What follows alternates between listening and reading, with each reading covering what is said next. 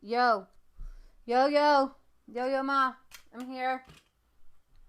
It's Friday. The 14th, June 14th. I'm glad you're here. I'm glad you're with us. Michelle will be with us shortly. Just got off the phone, making sure I got everything all lined up. Right is rain. Rain is right. I believe so. All right, so I got a lot of news. I got a lot of news to bring in today. I got a lot to show you. War with Iran does not look like it's going to happen. I know, CNN. What is this channel bringing up a CNN article? Well, sometimes they're the only dudes, man, putting out the stuff. The goods. I don't have a camera. Do you have a camera on Iranian ships? I don't. They got the goods. So I'm going to try to tear this to pieces, put the pieces together. A puzzle here. What's happening? My gut says absolutely nothing. This is just a distraction. We're not going to war with Iran. Not today, anyway. All right. I'll play this again. See, hopefully my thing's up. Iranian boat. Oh, maybe I should tell you what's going on. An Iranian boat fired a missile at a U.S. drone prior to this tanker attack. Supposedly, in this really grainy, like, black and white video, there's a tanker that was attacked off the shores. In the hours before the attack on two tankers in the Gulf of Oman on Thursday, the Iranians spotted a U.S. drone flying overhead and launched a surface-to-air missile at the unmanned aircraft, the U.S. told CNN. The missile missed the drone and it fell into the water. We have how many billions of dollars in defense? And there you go. The missile missed the drone and fell into the water. Psst. Yay for our little drone. Our drone is alive. There's no way to prove that they fired this at the drone. It fell into water. Whatever. Prior to taking fire, the American MQ-9 drone observed Iranian vessels closing in on the tankers, the official added. Though the source did not say whether the unmanned aircraft saw the boats conducting an actual attack. Still is the first claim that the U.S. has information of Iranian movements prior to this attack. The Pentagon have tough words for Iran on Friday as the U.S. continues to assert its claim that Tehran was responsible for the attack on the two oil tankers in international waters. After releasing video footage, it says shows an Iranian patrol boat removing an unexploded mine from one of the vessel's hulls. The United Kingdom released a statement Friday saying it is almost certain that a branch of the Iranian military attacked these two tankers.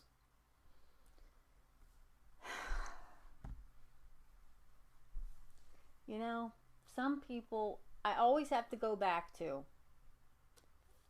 7 countries in 5 years that the CIA said that they're going to overthrow. And the last two on the list are Syria and Iran. Every other country has been overthrown and toppled. Okay? And left in shatters. So I am always cautious now when we talk about Iran. Just because the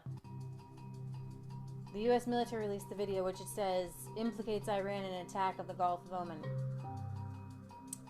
It says it appears to show an Iranian Navy ship removing an unexploded mine from a Japanese boat. Now, Abe was just off the shore here during this. The president of Japan.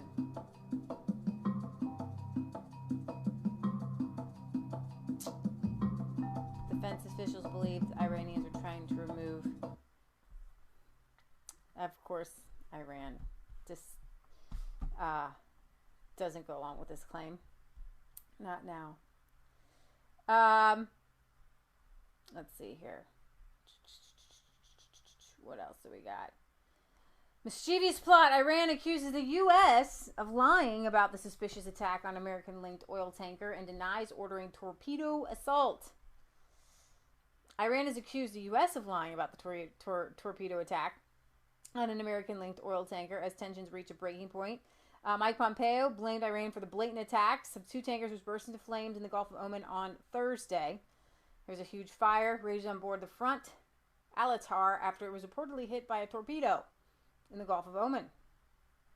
The tanker was one of two ships attacked yesterday, sparking an evacuation of all crew members.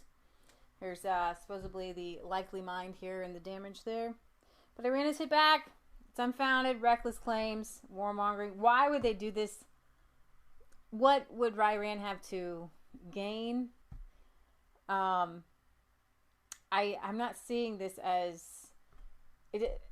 Oil price surged by 3.5% after today's suspected terror attack, yesterday's. 50 sailors were rescued. The hardline Islamic nation added that the U.S. poses the most significant threat to the peace and the security of the Persian Gulf regime. I don't have a lot of love for the Islamic regime of Iran. I also know that the deep state is still in place, wishing to overthrow Iran and trying to play on our dislike for Islamic extremism. So,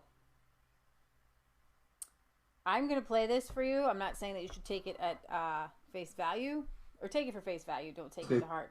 Government that the Islamic Republic of Iran is responsible for the attacks that occurred in the Gulf of Oman today. This assessment is based on intelligence, military intelligence, the weapons used, the level of expertise needed to execute the operation, recent similar Iranian attacks on shipping, and the fact that no proxy group operating in the area has the resources and proficiency to act with such a high degree of sophistication. This is only the latest in a series of attacks instigated by the Islamic Republic of Iran and its surrogates against American and allied interests. And they should be understood in the context of 40 years of unprovoked aggression against freedom-loving nations. On April 22nd, Iran promised the world that it would interrupt the flow of oil through the Strait of Hormuz. It is now working to execute on that promise. Now we'll see. You know, he says this was a highly sophisticated job. The boat didn't look, I mean, seems like it didn't seem like that was that big of a damage. But who am I? Tanker owner seems to dispute the U.S. account of the Gulf of Oman attack. The guy running. Michael Morrell, a former acting CIA director and CBS News senior national security contributor. You just heard David Martin describe what the Pentagon says is not a fight they're looking for. Diplomacy is the first foot forward. So how much risk is there of this becoming a military conflict? Margaret, I don't think the United States will respond militarily here because we were not attacked directly. And I think that would be a predicate for the president to respond militarily. But I think the risk of conflict is growing, and I think it's growing dangerously. And I think the way it could play out is that one of our allies, the United Arab Emirates or Saudi Arabia, would respond to this attack or another attack like it to deter the Iranians, and that would escalate into a broader conflict that could draw us in. And this is where I draw the line, Sonny. Because I'm not going to defend the Islamic Republic of Saudi stinking Arabia. And I don't want to send my troops. I don't want to send my brothers and sisters. I don't want to send moms and dads. Because guess what? Everybody at the State Department keeps saying that Iran is the #1 sponsor of terror. I'm going to tell you something. It's not. You know who is? Saudi Arabia and their Wahhabism. And it's the only thing that the left and the right seem to agree on, that we both despise Saudi Arabia and the United Arab Emirates. Today, Iran's top diplomat called the timing of this suspicious, trying to distance themselves from it. So why would they go through with an attack? They are under a tremendous amount of pressure because of the sanctions that we've put on them. Their economy is suffering. Their response here is to try to get the rest of the world to put pressure on us to ease up. And they want to do that by raising oil prices and creating an atmosphere of a risk of war. I think it ultimately backfires on them, Margaret, and they end up more isolated. Yeah, you guys, here's the thing. You have like the Apache and the Comanche, which were known to be more violent tribes. And maybe you make a peace treaty with the Apache, but maybe they're both just, you need to be cautious. Islamic cautious allies with Saudi Arabia. Rand Paul has a bill out. Why are we arming these people? Terrorists. Saudi Arabia, on a scale of 1 to 10, is probably the #1 sponsor of terror outside of its country. China, probably the #1 terror within its country. Close. But yeah. So, here comes Michelle, my bill. But you do have this. Tehran billboard shows destroyed U.S. Israeli ships and reads, "We drowned them all." The billboard put up in Tehran's commercial center shows destroyed American and Israeli ships in a sea made of a Palestinian keffiyehs with an image of the Dome of Rock in the background. So Iran isn't doing itself any favors here.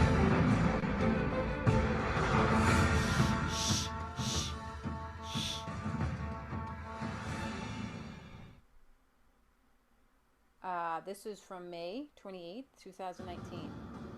We drowned them all.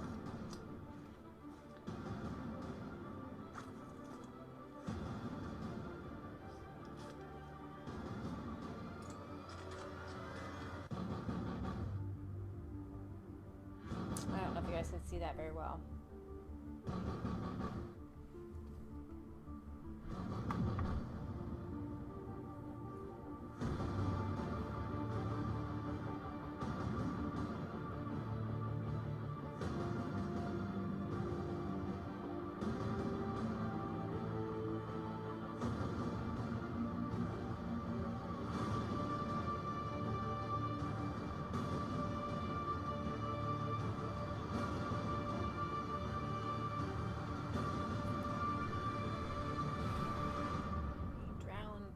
All. So you have that, and if you're trying to tell the world that you don't want war with the United States, that billboard's not the way to go. And the Israeli flag and the American flag, we drowned them all. Yeah, somebody's gonna have to explain that one. Okay, so Japanese tanker owner denies ship hit by mine, says crew saw flying objects before attack. So, for a moment on Thursday, it appeared the U.S. Navy had produced a smoking gun in which the Secretary of State Mike Pompeo had alluded during his statement from earlier in the day. CENTCOM footage from the Navy had said purported to show Iran's IRGC caught in the act of trying to remove an unexploded mine from the Kokuka Courageous, one of the 2 tankers damaged on Thursday's attacks. CENTCOM said the videos released showing the IRGC removing an unexploded lipid mine from the side of one of the tankers, suggesting Tehran had sought to remove the evidence from the scene. We showed you that earlier. Pentagon just in. Satellite imaging here. Obviously no audio. They are doing something to this boat. I don't know, but we've heard of deep fakes lately. After the video's release, Iran continued to deny any involvement in the attacks, and perhaps now we know why. In comments that cast the entire narrative promulgated by the U.S. in doubt, Yuka Akakada, the president of the Kokuka Sengyo, the owner and the operator of the Kokuka Courageous, said Friday that he doesn't quite completely believe the Washington's version of events.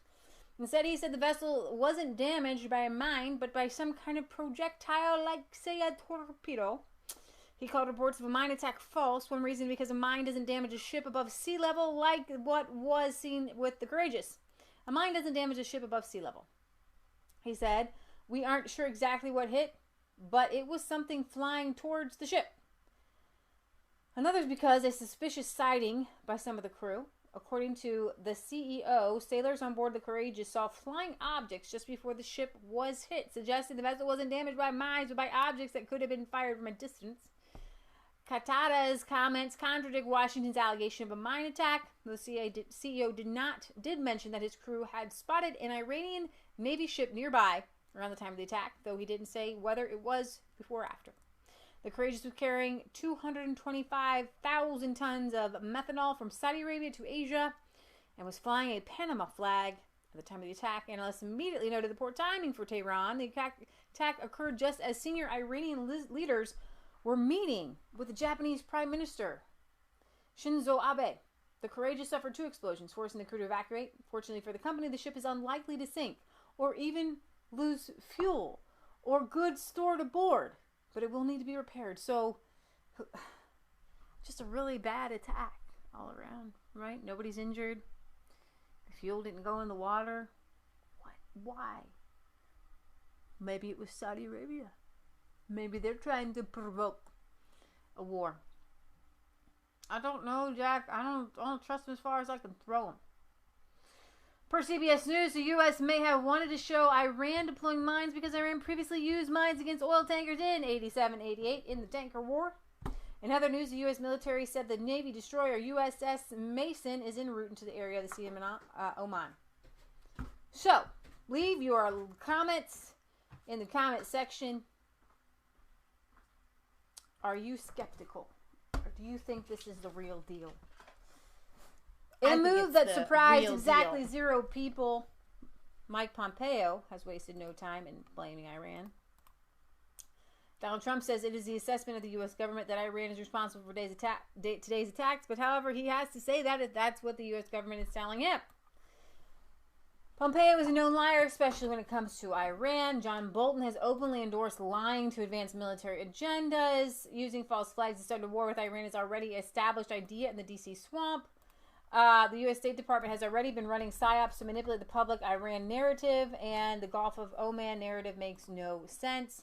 Even if Iran did perpetuate the attack, Pompeo would still be lying because he uses the words unprovoked twice, Iran's provocative actions, and then, of course, we have this that I will continue to. About 10 days after 9/11, I went through the Pentagon and I saw Secretary Rumsfeld and Deputy Secretary Wolfowitz. I went downstairs just to say hello to some of the people on the Joint Staff who had used to work for me. And one of the generals called me and he said, "Sir, you got to come in. You got to come in and talk to me a second." I said, "Well, you're too busy." He said, "No." He says, "We've made the decision. We're going to war with Iraq." This was on or about the 20th of September. I said, "We're going to war with Iraq. Why?" He said, "I don't know." He said, "I guess they don't know what else to do." So I said, "Well, did they find some information connecting Saddam to Al-Qaeda?" He said, No. He says, "There's nothing new that way. They just made the decision to go to war with Iraq." He said, "I guess it's like we don't know what to do about terrorists, but we've got a good military and we can take down governments." And he said, "I guess if the only tool you have is a hammer, every problem has to look like a nail." Yep. So I came back to see him a few weeks later, and by that time we were bombing in Afghanistan. I said, "Are we still going to war with Iraq?" And he said, "Oh, it's worse than that." He said, he reached over on his desk, he picked up a piece of paper, he said, I just got this down from upstairs," meaning the Secretary of Defense's office today, and he said, "This is a memo that describes how we're going to take out 7 countries in 5 years, starting with Iraq and then Syria, Lebanon, Libya, Somalia, Sudan, and finishing off Iran." It's really powerful. So I told you guys, finishing off with Iran, Syria did not go as planned, but they did demolish the entire country left it in crazy straits. And I really believe the only reason they did not get Syria is because Donald Trump was president. And then they even tried while Donald Trump was president, but then there was us. So that, if you want to know why they're coming at us big so tech hard, is really coming after us, it has nothing to do with social media. That is, or social justice. The gender queer craziness is just a front, right? Because we're the people who are saying no to war and to the military industrial complex, and they're using, what can we use against them? I just hear that they just tried to set up Alex Jones again with a child porn thing. He's offering supposedly $1 million to anybody who can come up with who's trying to set them up for that. But when it comes to anything on Iran, government-wise or overthrowing government-wise, I am very cautious. Now, I realize that there is a movement within the country of Iran. The people themselves want to overthrow their own government, the Ayatollahs, and they have the White Wednesdays and the peaceful revolution where the women are, going without hijab on Wednesdays and things like that. So I wholeheartedly support that, but that has nothing to do with CIA overthrowing the government, just like they really tried to do in Venezuela, but that went south because everybody could see what was happening. Right. And Maduro hung on with Russia. But so Jim West said some rockets have been fired in Iraq near the U.S. Embassy. Let's see. The Saudis are shady. There's a problem in London nightclubs, drinking with Russian hookers, spending up on big champagne and drugs, driving crazy their Ferraris and Lamborghinis around Mayfair and Kensington, says Storm Bear. Awesome. So I'm looking forward to the Democrat first debate. There's about 50 people that are going to be, I'm not kidding you, there's a lot. NBC releases the lineups for the Democratic people. You've got... NBC has two groups, purple and orange. Purple is Harris, Biden, Bernie, Pete, Gillibrand, Bennett, Williamson, Swalwell, Yang, and Hickenlooper. Orange is Booker, Warren, Beto, Koblocker, Delaney, Tulsi, Castro, Ryan, de Blasio, and Inslee. So NBC's now trying to decide who's going to go first. Poor Elizabeth Warren won't even be able to engage Bernie and Biden head on. It sounds like a setup for a terrible gag. How many Democrats can you squeeze onto a debate stage? Well, the DNC is about ready to find out. According to Bloomberg, the DNC has unveiled the list of candidates who will take part in the first presidential primary.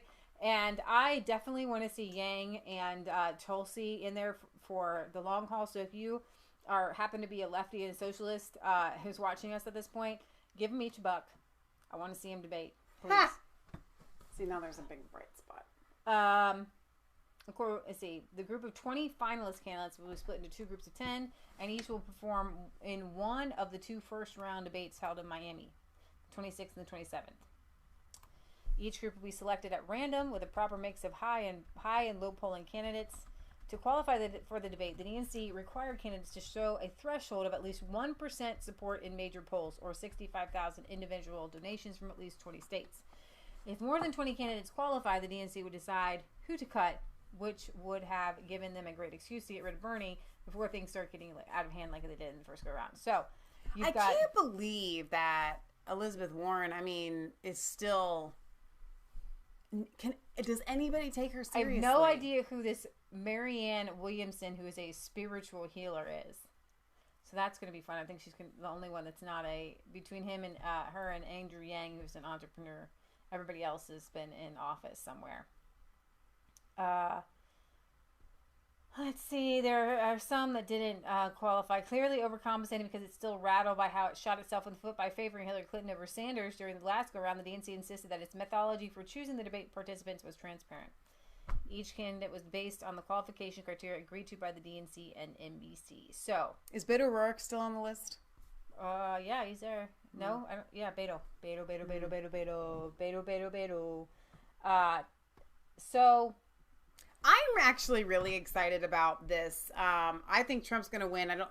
When I say that, I don't want anybody to go, oh, so we can relax here. No, you really need to fight hard. But I think that Trump is going to win. And so I think I can enjoy the Democrat debates. Oh my gosh. I'm going to watch every single one of them. Cover them live. Right. We should cover them all as live. Just a comic relief.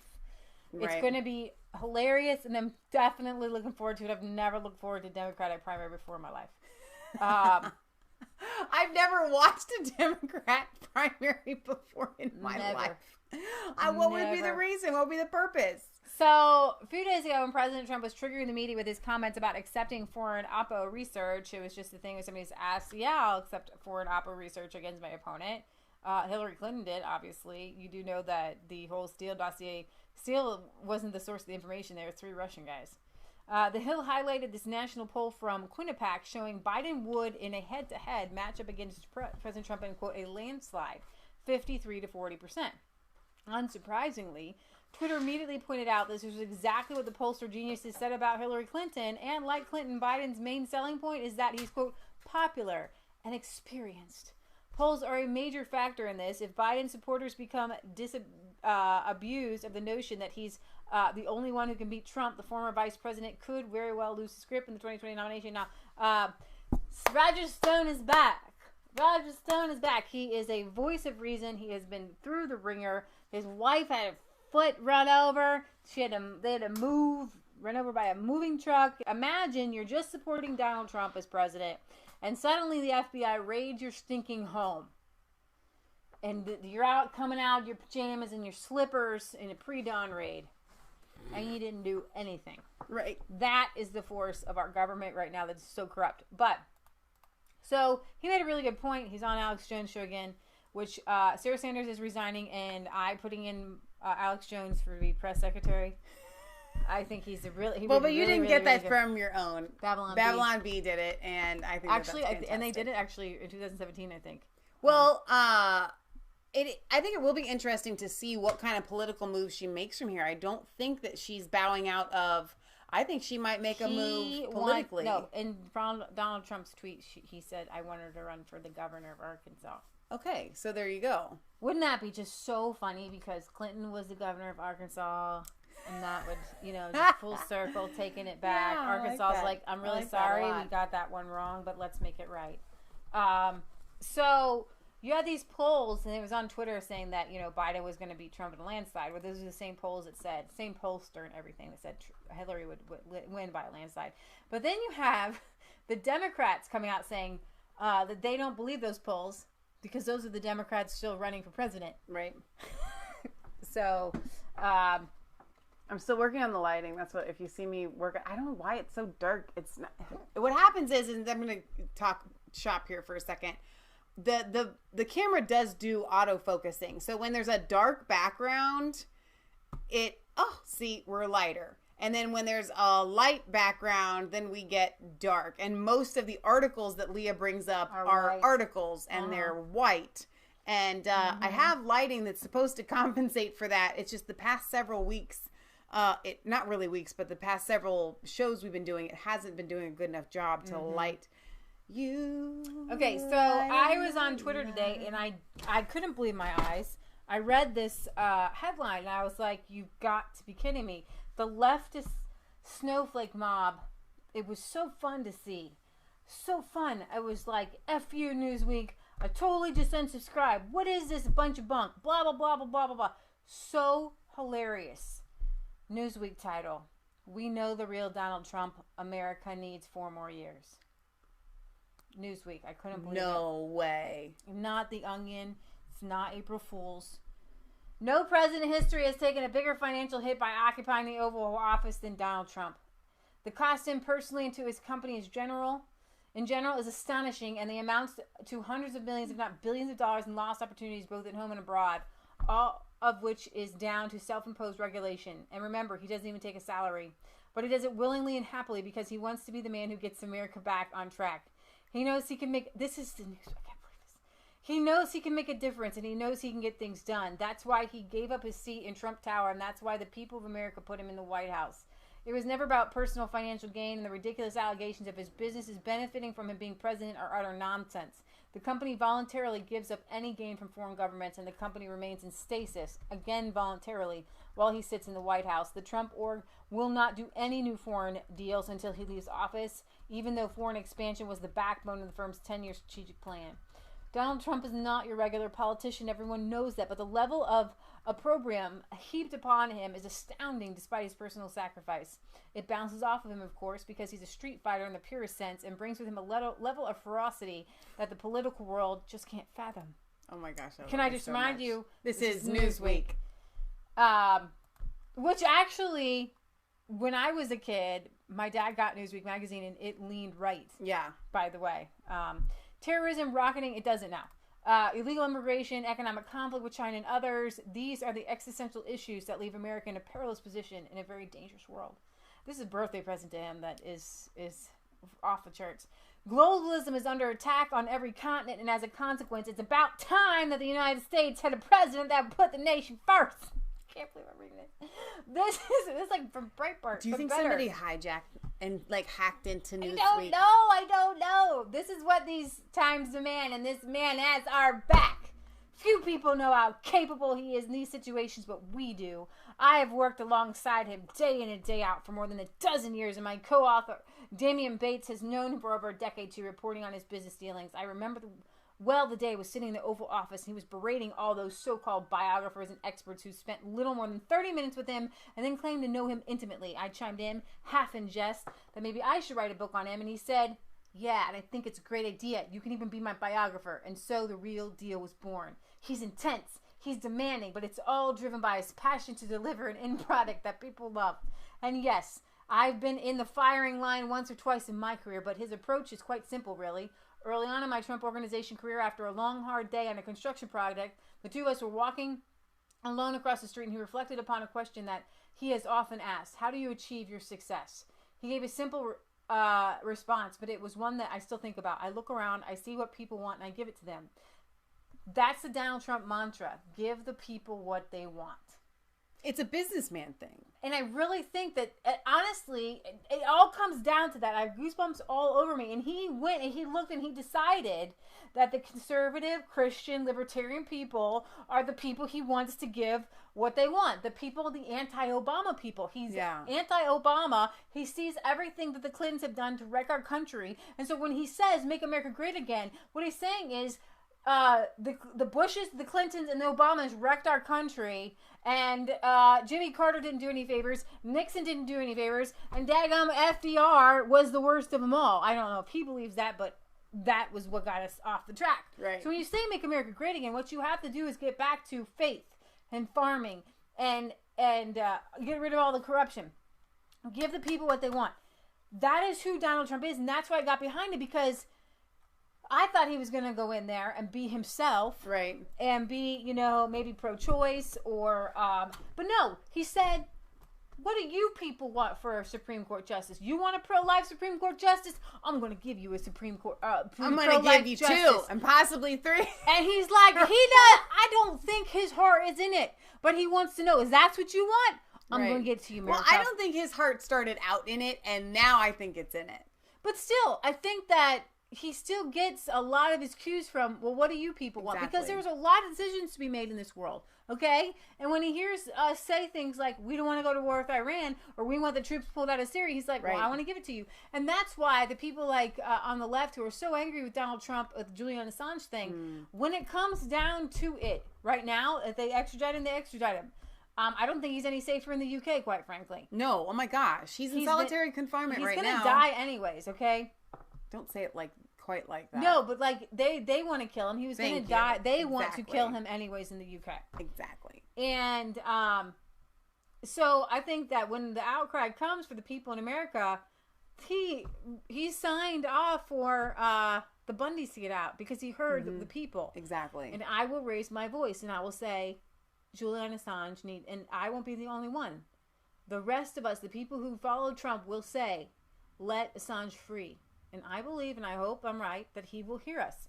Too many politicians think that they know best, and they don't need to listen to the people and acknowledge that things aren't how they should be. President Trump does listen, and he is prepared to talk about and tackle some fairly contentious issues and change his position if need be to make sure the best outcome is achieved. Yes, he's a brawler. And he is not interested in wrapping the answers in sophisticated language that appeals to the legislators. He's focused on giving you the results you want. I want a guy who gives me a strong economy, record low unemployment, and fights for America in the world. Not sophisticated vocabulary, don't you? That's their line, not mine, but go with it. He's fighting for our corner in China, NATO, Europe, our other southern neighbors, and their porous borders. How long can we continue to be the world's banker and peacekeeper? It's time that we concentrated on our own issues, not because we shouldn't play a leading role in the world, but because we need to look after our own first. It goes on to say, well, what is Trump really like? And he says, they're obviously they want you to buy their book. He's a genuinely funny guy who cares about his colleagues and is intent on getting the best out of people. He wouldn't even offer me a job until he cleared it with my then employer, so that was okay. He gets the job done, and I guess this George A. Sorrell was executive vice president and counsel to the Trump Organization for 12 years, working directly with Donald Trump. So, in all fairness, you should see these kinds of articles all over the news. And in fact, when he was running and it was a joke, and Hillary Clinton said, let's play the Pied Piper candidate, you saw this. We need a Trump. We need a Trump. We need a Trump. And everybody was laughing, and NBC was laughing, and the late night shows had him on. Everybody was all like, okay, Trump, we'll give you a chance. Because they thought that if Trump was the candidate, they would win by a landslide. And it's interesting because Trump just said in that interview, I think with Piers Morgan or something, that when he told Melania that he was going to run, she's like, you'll win. Wives know things. All right, so I'm actually kind of like, as far as healthcare goes and insurance and stuff like that, I feel like it's all a sham. However, with Obamacare, there's a lot of things that I believe could have been done differently to give people access to the insurance. It's not, you're not accessing healthcare. Okay, let's just put it that way. Exactly. These when it comes to Obamacare is not healthcare. It's not giving you access to healthcare. Okay, it's insurance, so you can take it to places, so you can have a doctor look at you. And I wouldn't even call it healthcare. I would call it maintenance care, because none of these doctors really promote health per se. But I digress. I have all these great ideas. I sit awake at night coming up with ideas on if I were a legislator. No, I don't sit alone. I never alone. I am alone sometimes. Anyways, I think about all these great ideas that you could do that would not require money from other people or more legislation. So basically, we have a swamp of a tangled mess of knots. Right. So I come up with ideas on how you could legislate freedom, how you could untie some of these knots. So Donald Trump has done that. With this new, Trump's new rule will give businesses and workers better healthcare options. And this is actually from CNN. So when President Trump took office, small businesses and hardworking middle-class families were finding it increasingly difficult to afford health insurance. You guys know this. Obamacare actually raised everybody's insurance. The only insurance that went down were people with pre-existing conditions or really people poor got people. Free insurance, and that's the thing. So what Trump's administration has already taken significant steps to help, and Thursday he took another one. The new Trump administration would provide an estimated 800,000 businesses a better way to offer coverage and millions of workers a better way to obtain coverage through his expansion of the health reimbursement arrangements, the HRAs.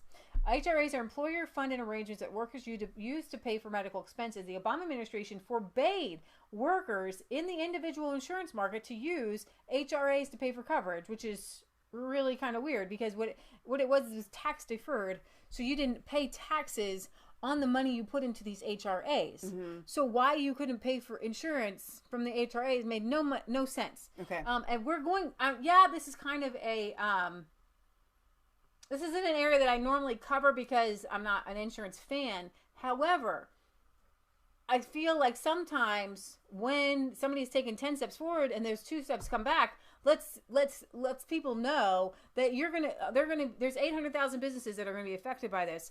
You who have insurance will be affected by this. And I want you to know, because a lot of people have to have insurance. They don't have the faith of God that we have. And so get your insurance, baby. Yeah. You know, we have homeowner insurance. We got car insurance. We got pet insurance. We got insurance. So if you need a health insurance, you got to get it. This is going to help you to have a little bit less regulation, a little bit less of government in your life. Right. So you can significantly impeding employer flexibility and worker choice. And I think the way you want to put that is, I have friends whose wives work at Walgreens. And that's, because they want to be a stay-at-home mom, but the husbands are self-employed. And the self-employed insurance for one of my friends, for a family of 4, went from, I believe, like $400 a month to $1,200 a month. Yeah. And so then he had to send his wife to Walgreens to get health insurance to work a few hours, because you can have health insurance at some of these places at part-time. Right. We have had several friends that do that. And I actually have another friend who at Starbucks does the same thing. So all these poor dudes, just to have their wife's income goes up. Oh, dude, I don't have my battery. I'll get it. Thanks. their wife income is basically an extra $1,000 a month. Their wife income is basically an extra $1,000 a month on top of what they're not going to work for the money. They're going to work for the insurance. And so anyways, this is what makes it a little more flexible. Starting January 1st, 2020, employers will be able to offer their workers HRAs to buy individual market coverage for themselves and their families. The administration's new rule addresses a major inequity by, in effect, providing the same tax advantage that traditional employer-sponsored group plans receive, exclusion of premiums from federal income or payroll taxes to cover that workers in the individual market purchase of an HRA. The rule will significantly expand worker options since 80% of firms that provide insurance currently offer only one type of plan. Now, workers will be able to use tax advantage money from their employers to buy coverage of their choosing. So you're no longer stuck with your employer's coverage, but you can put your tax-deferred money into these HRA accounts and then pay whatever you can probably pay, maybe the faith-based ones.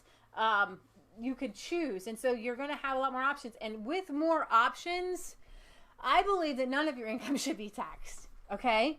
So, but if you want to have health insurance and you want to have health coverage, take advantage of the fact that this is untaxed income. All right. In particular, this rule will help small business workers by making it possible for employers to fund coverage with less hassle and cost than maintaining a traditional group health plan. Between 2010 and 2018, the proportion of workers at firms with 3 to 49 workers covered by an employer plan fell by more than 25%. This rule should help reverse that decline. The rule also makes it easier for small businesses to compete with larger businesses for talent. And that's what I could never understand. I did understand. I know why the Obama administration went after small businesses, because with small businesses, you have freedom, okay? And the idea is to take away that freedom. It says it will take about 5 years for the full impact of the rule to hit, at which point we expect 11 million workers and family members to use HRA funds to obtain individual coverage. The HRA rule may increase the size of the individual market by upwards of 50%. So you're going to have flexibility, choice. You really can't go wrong with this. This is really just basically it's not another rule. It's a rolling back of a rule.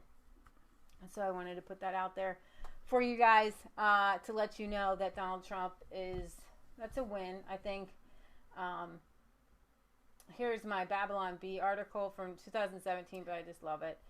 Trump picks Alex Jones as new press secretary. Wouldn't that be so great? And you know what? Even back then, it was funny and kind of cutesy because it wasn't exactly outside of the realm of possibilities. Mm-hmm. It was on the very, very edge, okay, to almost being outside. But now it's like completely because of what they have done.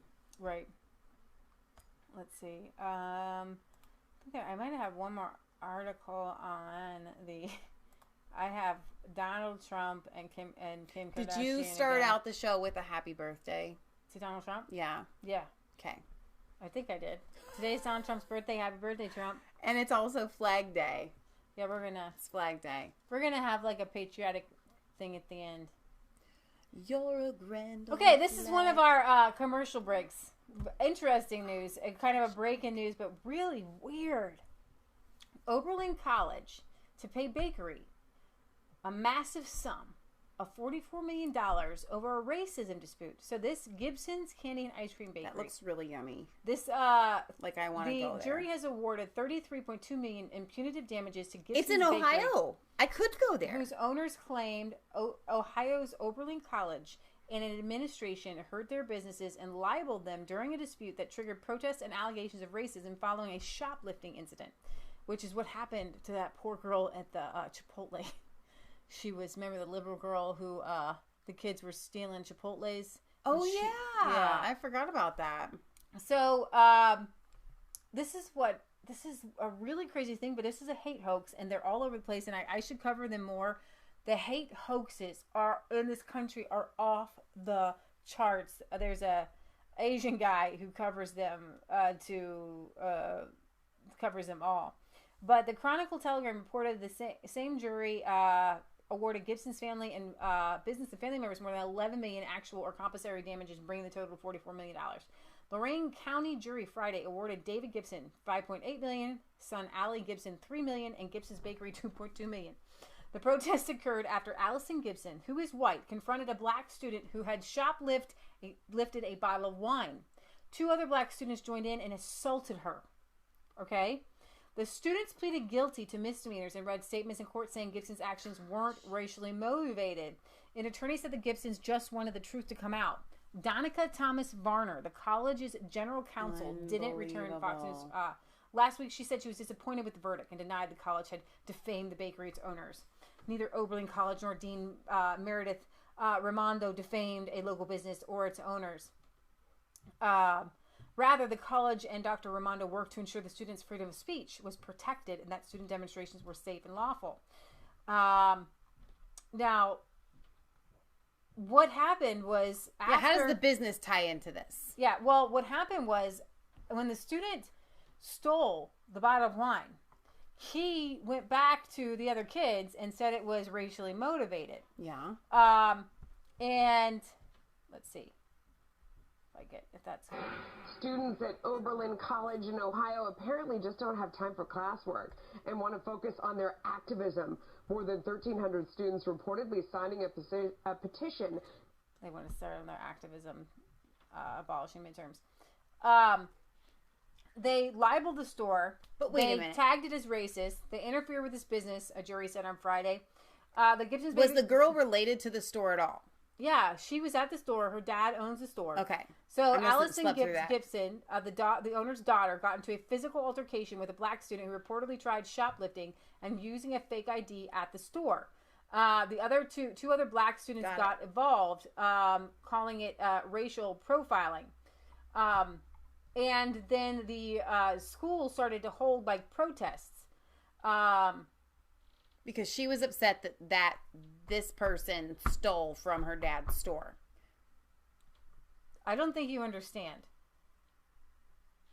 The college said that what she did was racist. The college went.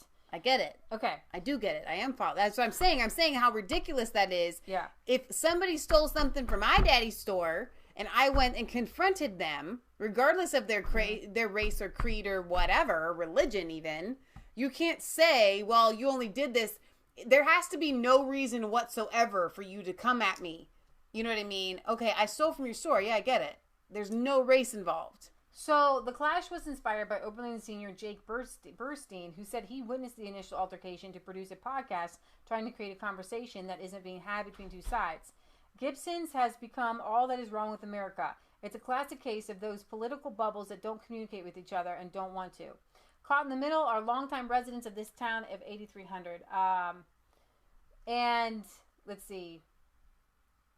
A day after the arrest, hundreds of students protested outside of the bakery. Members of Oberlin Students' Senate published a resolution saying Gibson's had a history of racial profiling and discriminatory treatment. There have been protests in favor of the bakery. And let's see.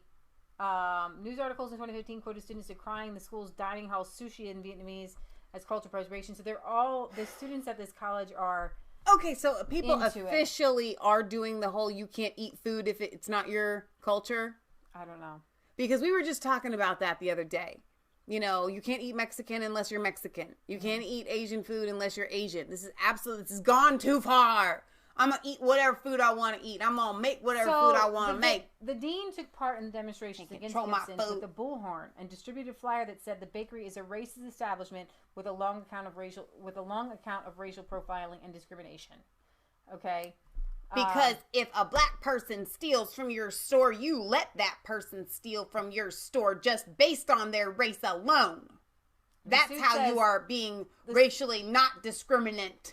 The suit says Oberlin demanded that he stop pushing criminal charges on the first-time shoplifters and call the school deans instead.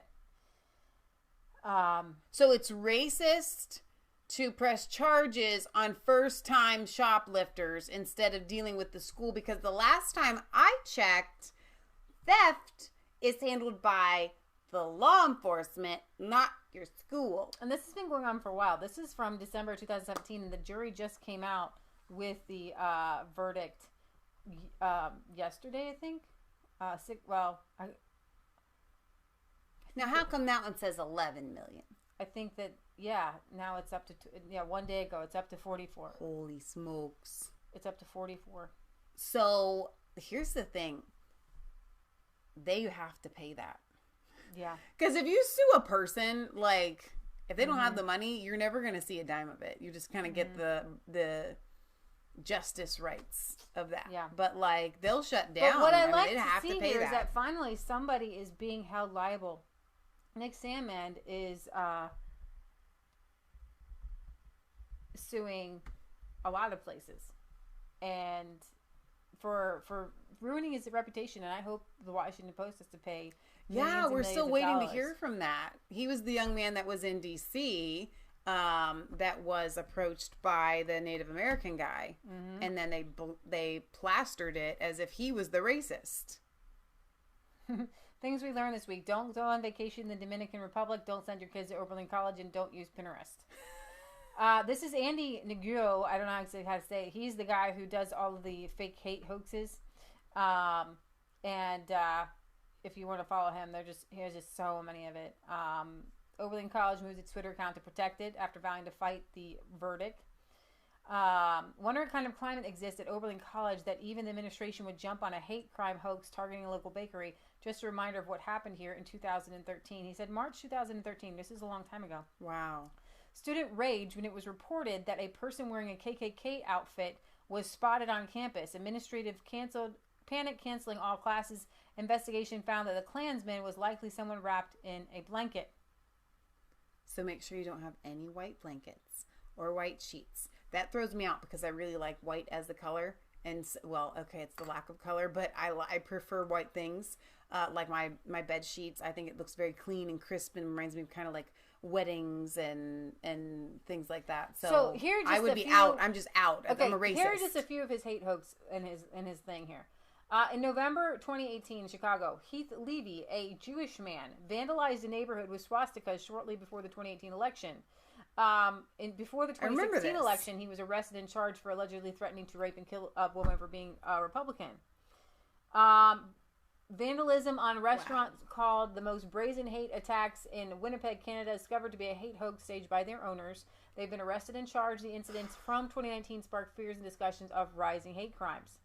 2019 in New Mexico, journalist and race activist Jenny Monet claimed she was the victim of double racism by a liquor store and responding police. New release video shows she was apparently an angry drunk.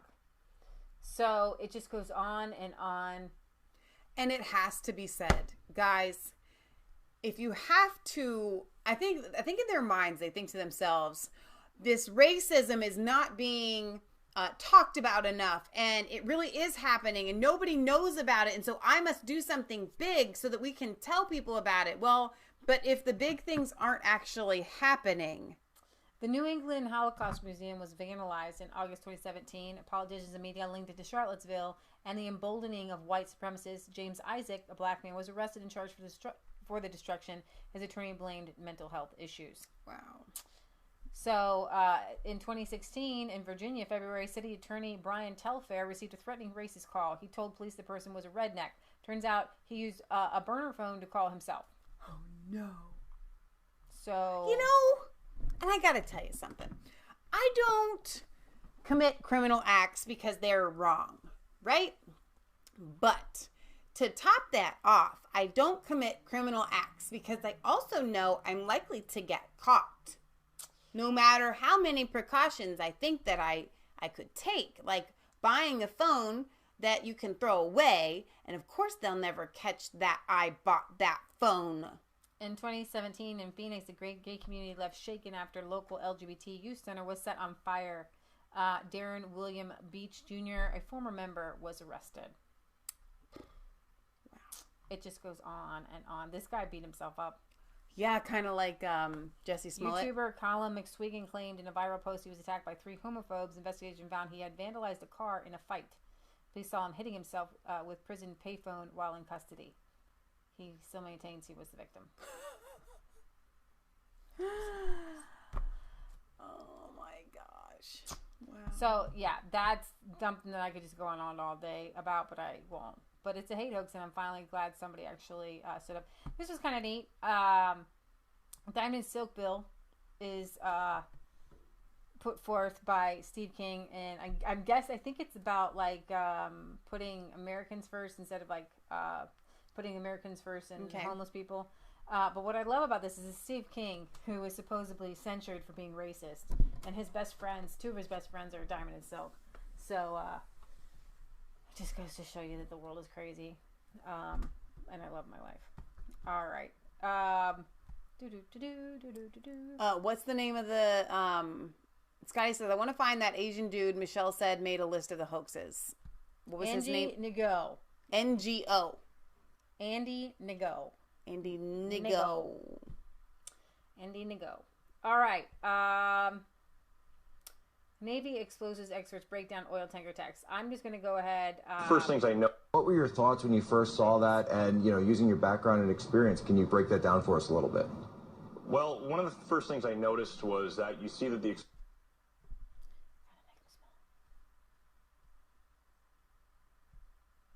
Come on. It's okay. You may speak. You can do it. You can speak it. Maybe I'm not supposed to play it. This is the only thing you're going to talk about with the Iran thing, right? No, I talked about it while you were gone. Okay. The whole time you were gone, that's what we talked about. All right, because you weren't exactly excited about covering it. Nope. Okay. CNN says that 5,200 people in ICE custody are quarantined for exposure to mumps or chickenpox. CNN, by the way. So you know it's more. Of the 5,200 detainees in quarantine across those centers, 4,200 are for exposure to mumps. Around 800 were exposed to chickenpox, and 100 have been exposed to both. For being a dramatic jump from just a few months ago. And Alex Jones talked about this. They're bringing in a different kind of mumps and measles that aren't covered by our vaccines. And so I thought, you know, these people, some of them are coming in with Ebola. Or being exposed to Ebola. There are Africans coming over who have been exposed and around other people who have Ebola, and it can stay in your system for a year. I think, though, that the reason why CNN is covering this is because the problem that you have when you are fake news media and you're really just peddling an agenda is that the left has a lot of agendas that often contradict themselves, so they kind of have to cover the broad spectrum. Right now, vaccines are the hot topic. So the reason why they're covering that is to strike fear into people, into saying, you know what, we have to have these vaccines. They're very important. It's not to say, well, look, these people are coming up and they're bringing these. That's not, they're hoping, they're not thinking that it's going to put a fire under the flame of people that want borders and so on and so forth. Acting Department of Homeland Security Secretary Kevin McLean admits that family units are released into our communities with unknown vaccination status and without a standard medical examination for communicable diseases of public health concern. We don't know what they might be carrying. And as Mom always points out, Ellis Island was a place where you had to be quarantined to see if you were going to come down with something right away. Well, it's fascinating to me that if you move to another country and you want to take your animal with you... Oh my gosh, your dog, it has to be quarantined for 6 months, like 6 weeks or 6 months. I mean, it's a really big deal, and yet we are willing to say, yes, come to our country, no quarantine necessary for you. Yeah. What do we care more about our animals than we do? And there are countries where you're not allowed to bring certain foods over. And so the world exploded, and the Democrat was discussing whether citizen status should be on the census. I thought the census is designed to talk about citizens, anyways. So Jim Jordan here is like, why don't the Democrats want to know how many citizens are in the country? Go ask any person anywhere across this country, walking down the street, walk up to them and say, hey, do you think on the census we should ask how many citizens are in the country, or ask, are you a citizen? Every single person you will encounter will say, well, yeah, of course we should ask that. Their next question will be, aren't we doing that already? And of course we would all have to answer, yes, we are. We've been doing it for decades. Doing it on the... Jimmy. 10-year census, doing it on the American survey annual census, why don't they want to know? The question the United Nations recommends as a best practice. It's a question asked in numerous other countries. How did we get here today? How did we get to the point today where we're going to hold the Secretary of Commerce, the Attorney General of the United States, in contempt because we don't want to ask a question that everyone in the country thinks we're already asking, and in fact we are? That's the bottom line. You can do all this, the letters back and forth, negotiations back and forth, and I'm all for getting information. You can do all that. But when you boil it all down, it's a fundamental question. Why don't they want to know? Why don't they want to know? Democrats know it. Here's the other thing they know. Democrats know the Supreme Court will rule by the end of this month on the citizenship question. But they hope to use this committee's oversight power to create a controversy around this issue, try to impact the court's decision. To that end, the Democrats now want to hold, as I said, both the Secretary of Commerce and the Attorney General in contempt because of an alleged lack of cooperation with the Democrats' request for information. Facts stand in stark contrast to the Democrats' claims that they are not getting information from the agencies. You know, poor Jimmy.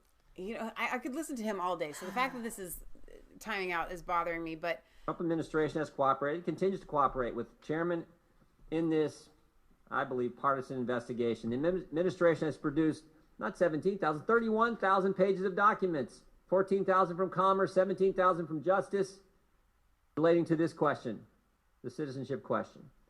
Secretary Ross sat here for 6 hours, answered all kinds of questions. Several administration witnesses have voluntarily participated in day-long transcribed interviews, providing information at the heart of the chairman's partisan investigation. In fact, just yesterday, transcribed interview with a former Commerce official. This interview lasted nearly the entire day.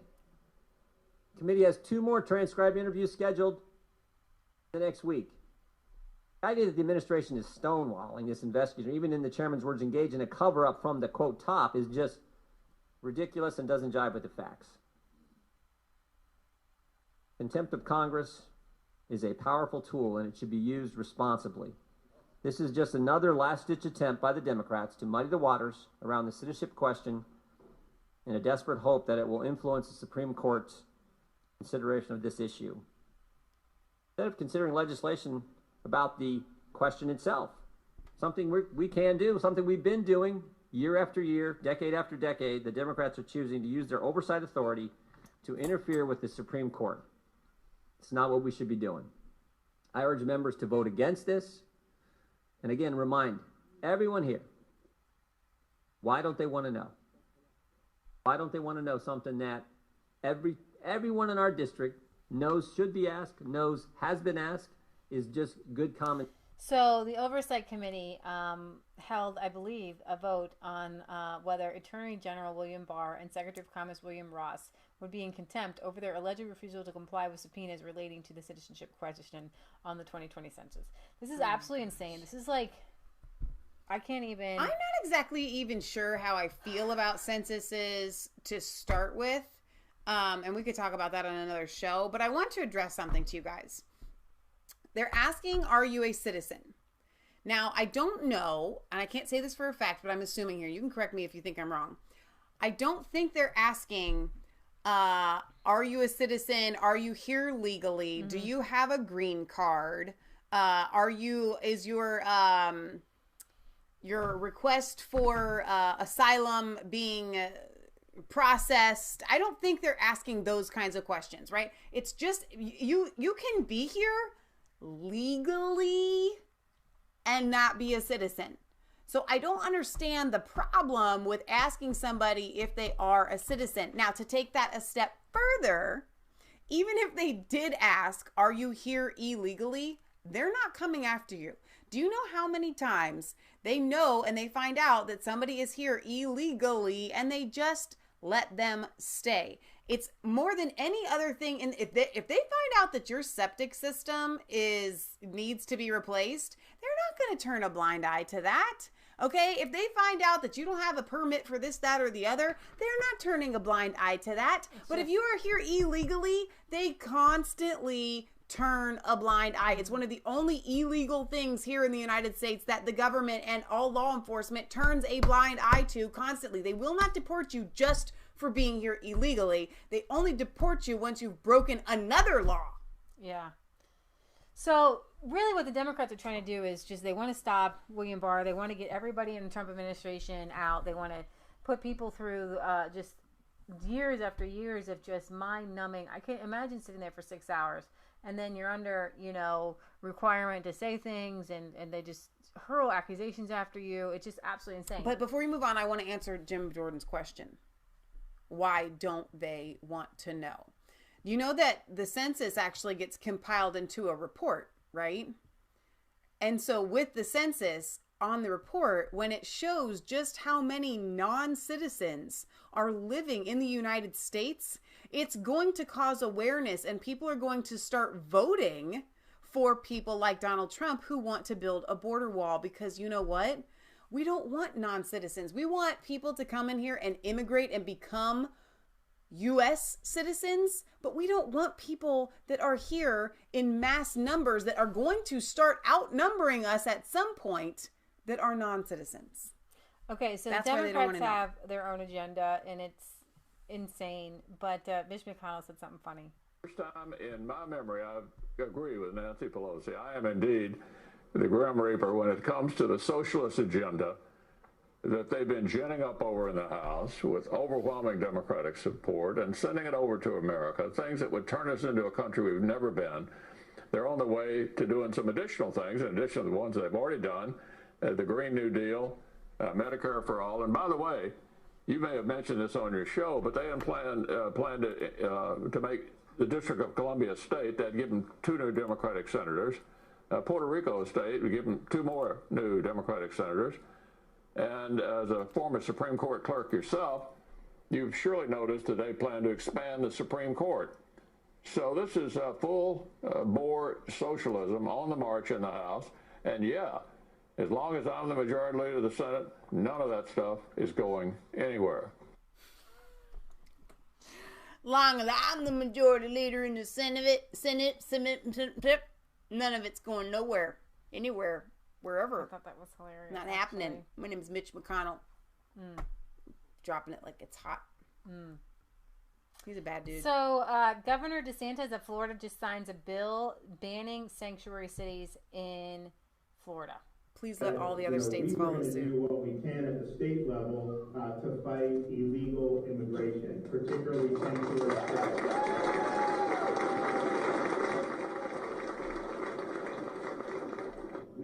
Strong interest as a state when we have criminal aliens in our custody to effectuate their removal from our communities. And so sanctuary cities basically create law-free zones where people can come to our state illegally and our country illegally, commit criminal offenses, and then just walk right out the door and continue to do it. Well, I'm happy to say once I sign this bill in Florida, that will not happen. So this bill would actually remove local officials from office if they adopt sanctuary policies that protect undocumented immigrants from deportation. Wow, cool. That is absolutely Maybe we need one fantastic. Here in Ohio. I like that. Maybe our own governor will do that. All right, so Sarah, I realize that, I understand where the Democrats say that she had to lie for President Trump. When you are the president's press secretary, you are the person who stands at the front line, and all the hits coming to you first. Yeah. And I don't know how she held on for that long. She was right there right after Sean Spicer. She was there for 3.5 years.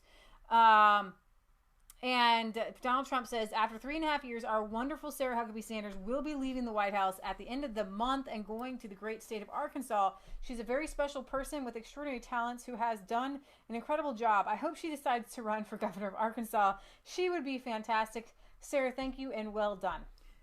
So we have 2 things here. We're deciding what happens to Sarah, and then we're going to be on the edge of our seat, finding out who's going to be the next press secretary. Oh my gosh. Person, a very, very fine woman. She has been so great. She has such heart. Since you raised the issue of Mrs. Clinton's book having a false Here's some of her narrative of false accusations, could you point us to a couple specific accusations in the book that you believe are factually incorrect? I think probably the biggest one is any place within the book where she lays blame for the loss on anyone but herself. It's a lot of Democrats that like to ignore Keith Ellison and Cory Booker. They love to fight and champion women until they disagree with them. That's not what I said, and I know it's hard for you to understand, even short sentences, I guess, and please don't take my words out of context. But when journalists make honest mistakes, they should own up to them. Sometimes, and a lot of times you don't. But there's a difference. There's a very big... I'm sorry. I'm not finished.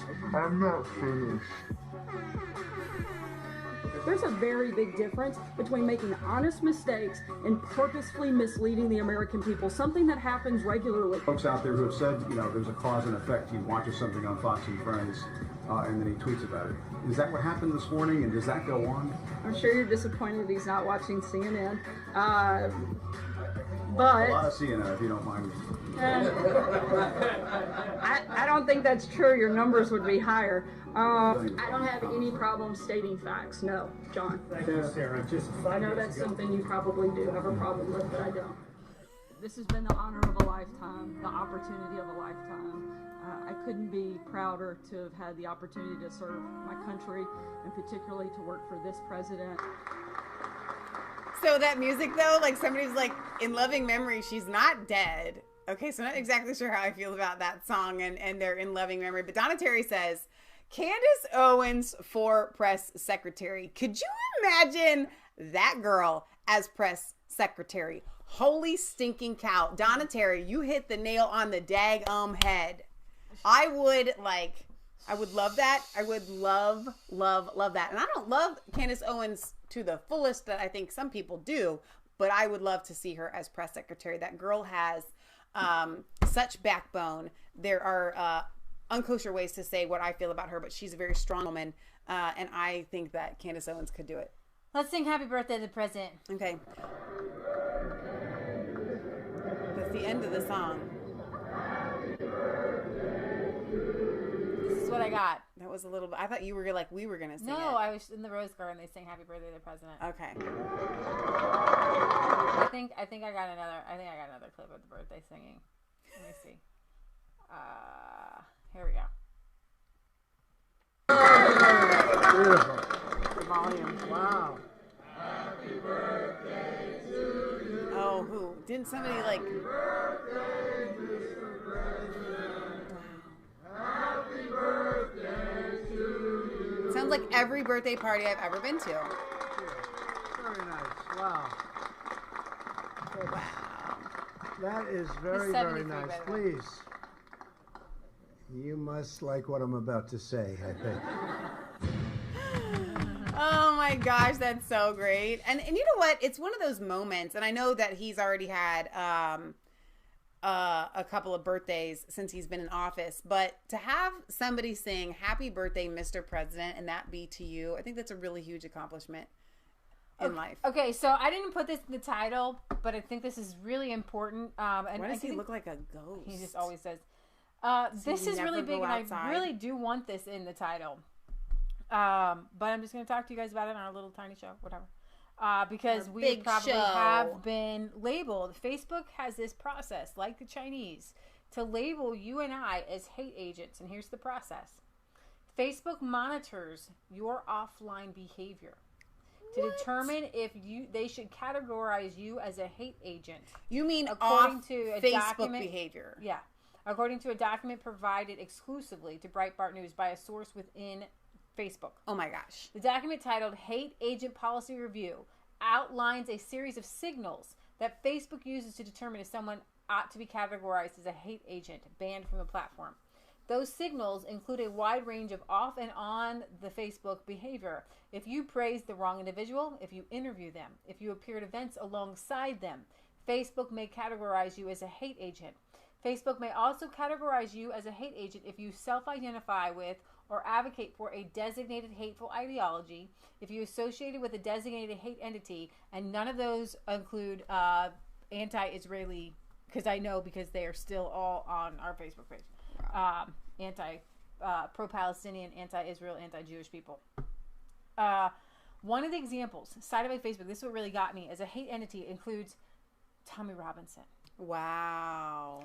So, if you have tattoos of hate symbols or hate slogans, the document cites no examples of these, but the media and anti-racism advocacy groups increasingly label innocuous items as hate symbols, like the cartoon frog and the Wow. Facebook will also categorize you as an agent for possessing that of hate paraphernalia. The document also says Facebook... Is that like a mega hat? Yeah, probably.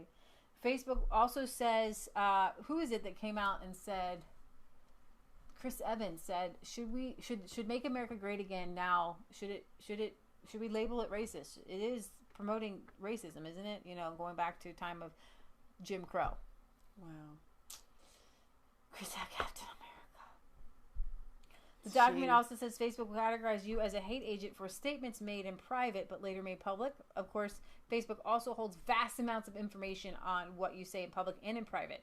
As we saw in the Daily Beast that doxed, there was a man who made a meme of Nancy Pelosi. And the Daily Beast got information from Facebook on who it was and doxed this person and got his information out there, so he lost his job and all that stuff. That's crazy.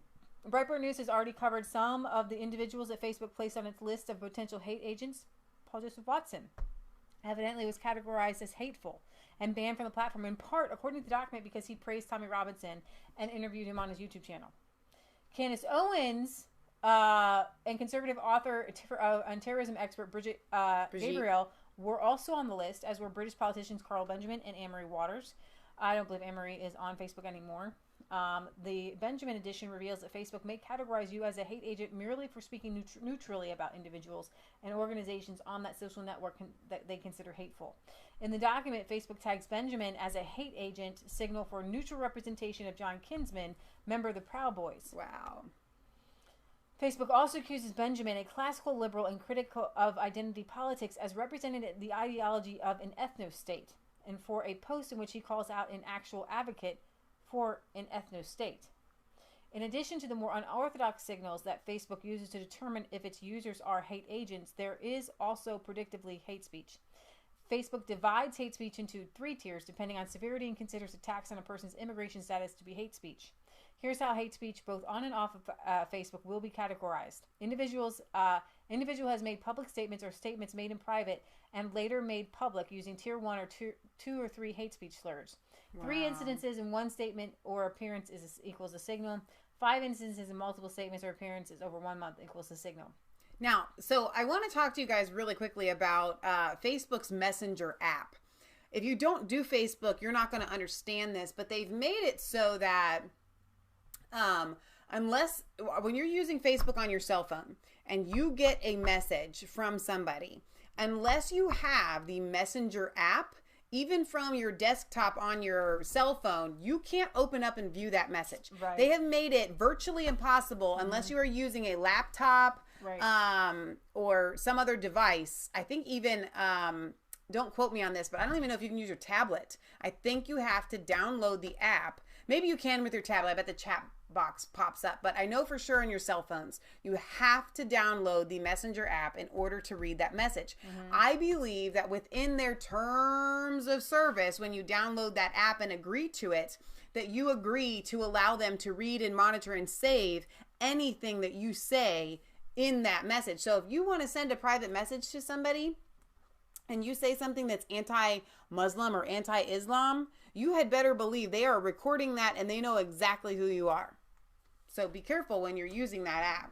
So there are some bad actors in the conservative movement. Look at this. Sorry. All these scratches from you doing that. This brand new paint job. I can't sit. Hang on. I don't have room to speak. There's some on mine. Look at that. I can't sit or stand for very long at the same time. So, I gotta move. I'd rather just like walk and talk, but I'm stuck. You are. Well, you need all this equipment. I need all the equipment. I wish I could have like, I just need like a, do not buy her that, please. You tell these people you want something and then they'll buy it. No, because it would not make it for a good show. You doing that really make for a loud noise. All right, so you have wartime and peacetime. We're in wartime, and there is, for a while, the National Review was the stalwart of conservative magazines. It's gone downhill. They're anti-Trump. They all got bought out, just like our newspaper. Been losing for years and years and years, and now they're telling you how to lose again. Take another loss, they say. They say for passive conservatives, those who prefer losing but want to remain principled, while the left does everything it takes to win. I have to tell you guys, the left is in it to win it. They don't care who they take. They don't care what they do. They are in it to win it. Now, we have to remain principled, but we also have to be in it to win it. Okay? Because for so long, Christian conservatives have been like, you know what? I'm just going to take a back seat. The Bible says to turn the other cheek. Well, guess what? Sometimes the Bible tells you to go and take down the, walk around 7 times and have the walls fall down. Sometimes you do battle, okay? Well, there are times that Jesus said, don't take a sword. Then another time he says, take your sword. All right. So the National Review is telling everybody to close your social media accounts. Walk away from this bizarre and unruly new form of mass communications. He said he did so years ago, and he says he's much happier without the stress of participating in social media, although he admitted being an occasional reader of Twitter posts. Sweeney argued that walking away from social media will liberate conservatives from the increasingly tight grip of the masters of the universe. He says, my advice, delete your Facebook yesterday. Don't get your news from Twitter. The issues of free speech on social media will no longer matter to you. They don't matter to me. I've made a decision not to subjugate myself to the whims of our new overlords. They can open their platform to everyone from neo-Nazis to Kim Jong-un, or they can have a litmus test that includes denouncing Donald Trump or the Pope at regular intervals. A sort of school bathroom pass fitting for our generation's extended adolescence in which Mark Zuckerberg plays a schoolmarm. It won't affect my way of life either way. In my own mind, at least, I am free. And that's the key. When you delete these social media accounts, the only freedom you have is in your mind. Because the whole point of what has happened in 2016 was because we had this thing called the internet, and suddenly people could be red-pilled and figure out what happened in 1913, which none of us knew before the internet, except for Bill Burnett, who went around in these in the rooms, and he did the foot soldier work and handed out books and told little groups of people all the information that he had figured out through lots of reading and studying and experience.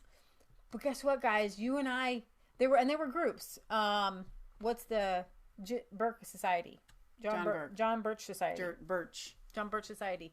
And they had meetings and things like that. But by and large, unless you had the internet, you didn't know anything about red-pilled information. You didn't know Monsanto. You didn't know indoctrination in public schools. You didn't know any of this without the internet. The internet brought in a lot of bad, but what it did was it freed us up to understand what was happening.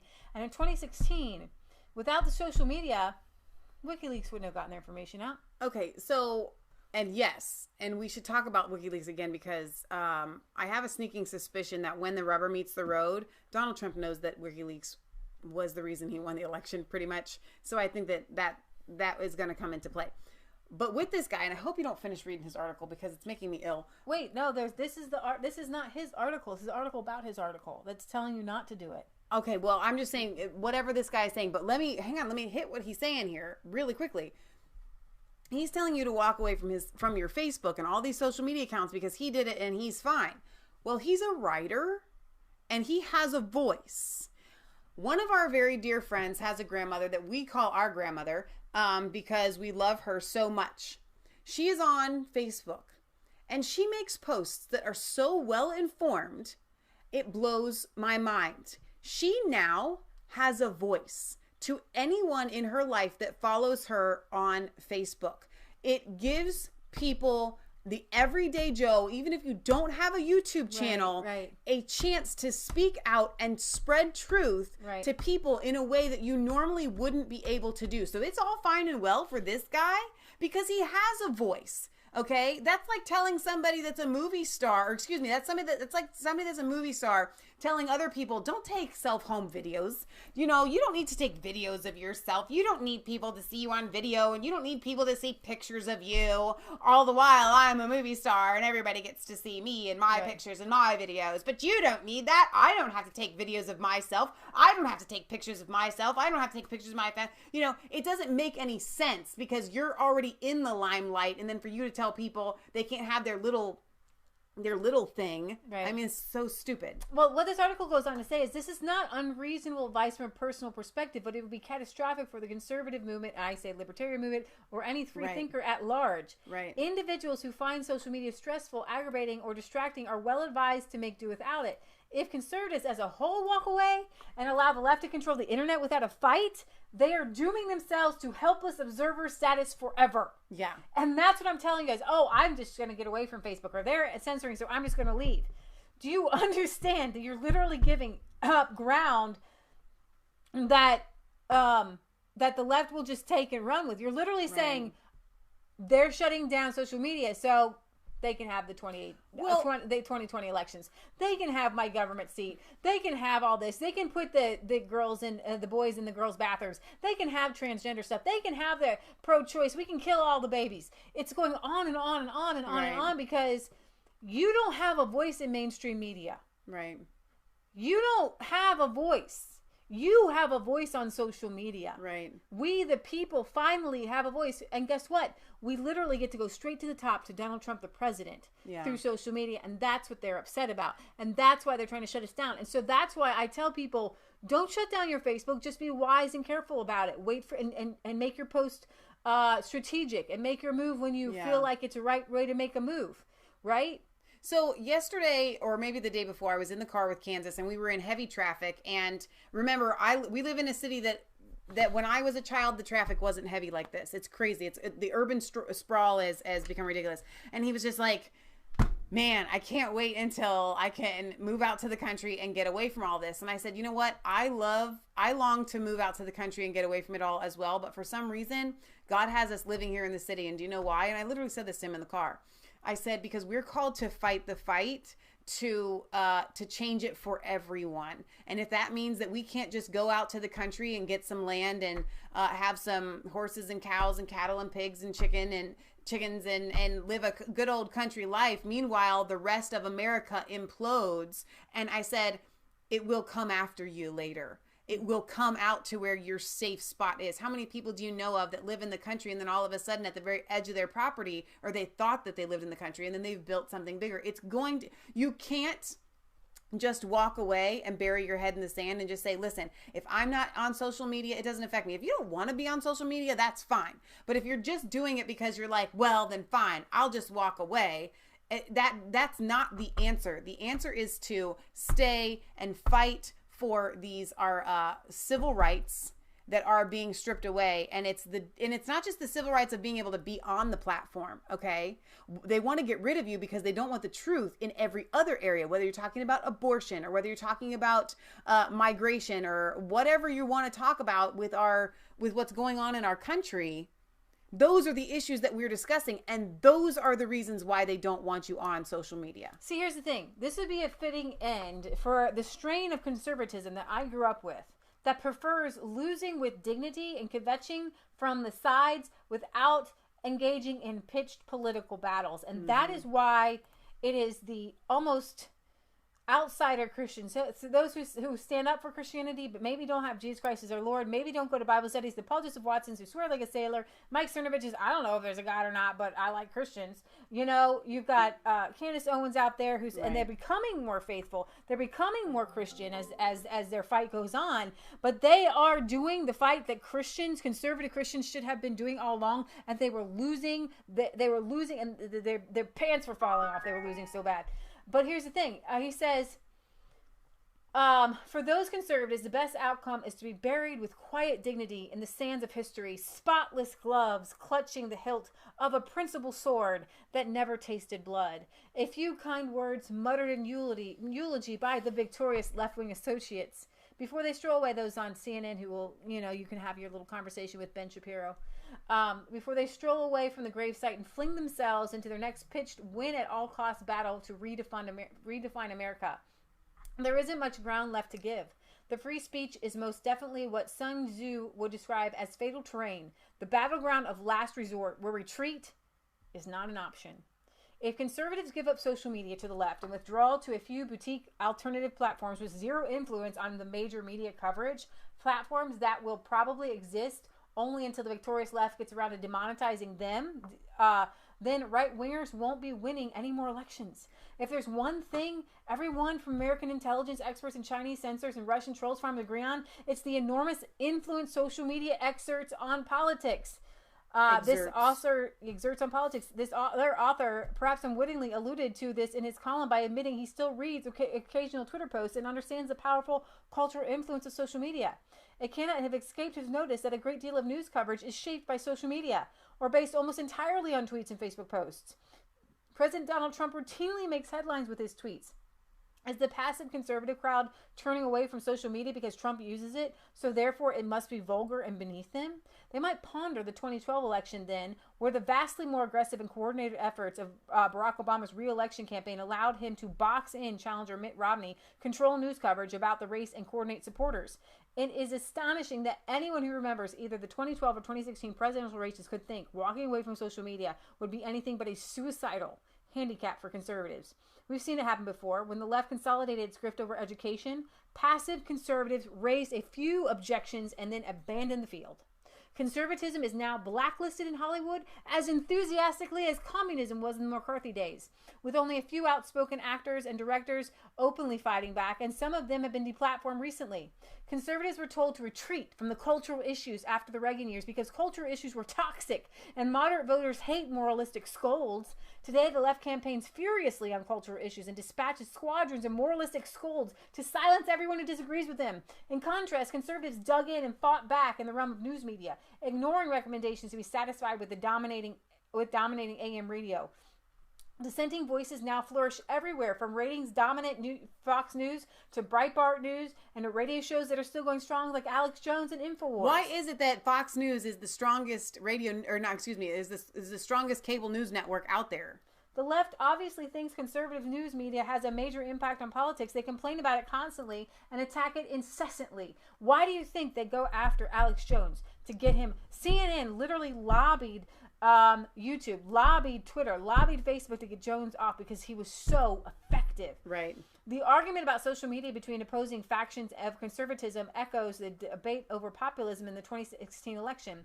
Passive conservatives think populism is icky. Emotional appeals are beneath them, and most of the emotional appeals they could make have been ruled out of bounds by the lefties who make the rules. Left-wingers use populism and emotional appeals to wild abandon.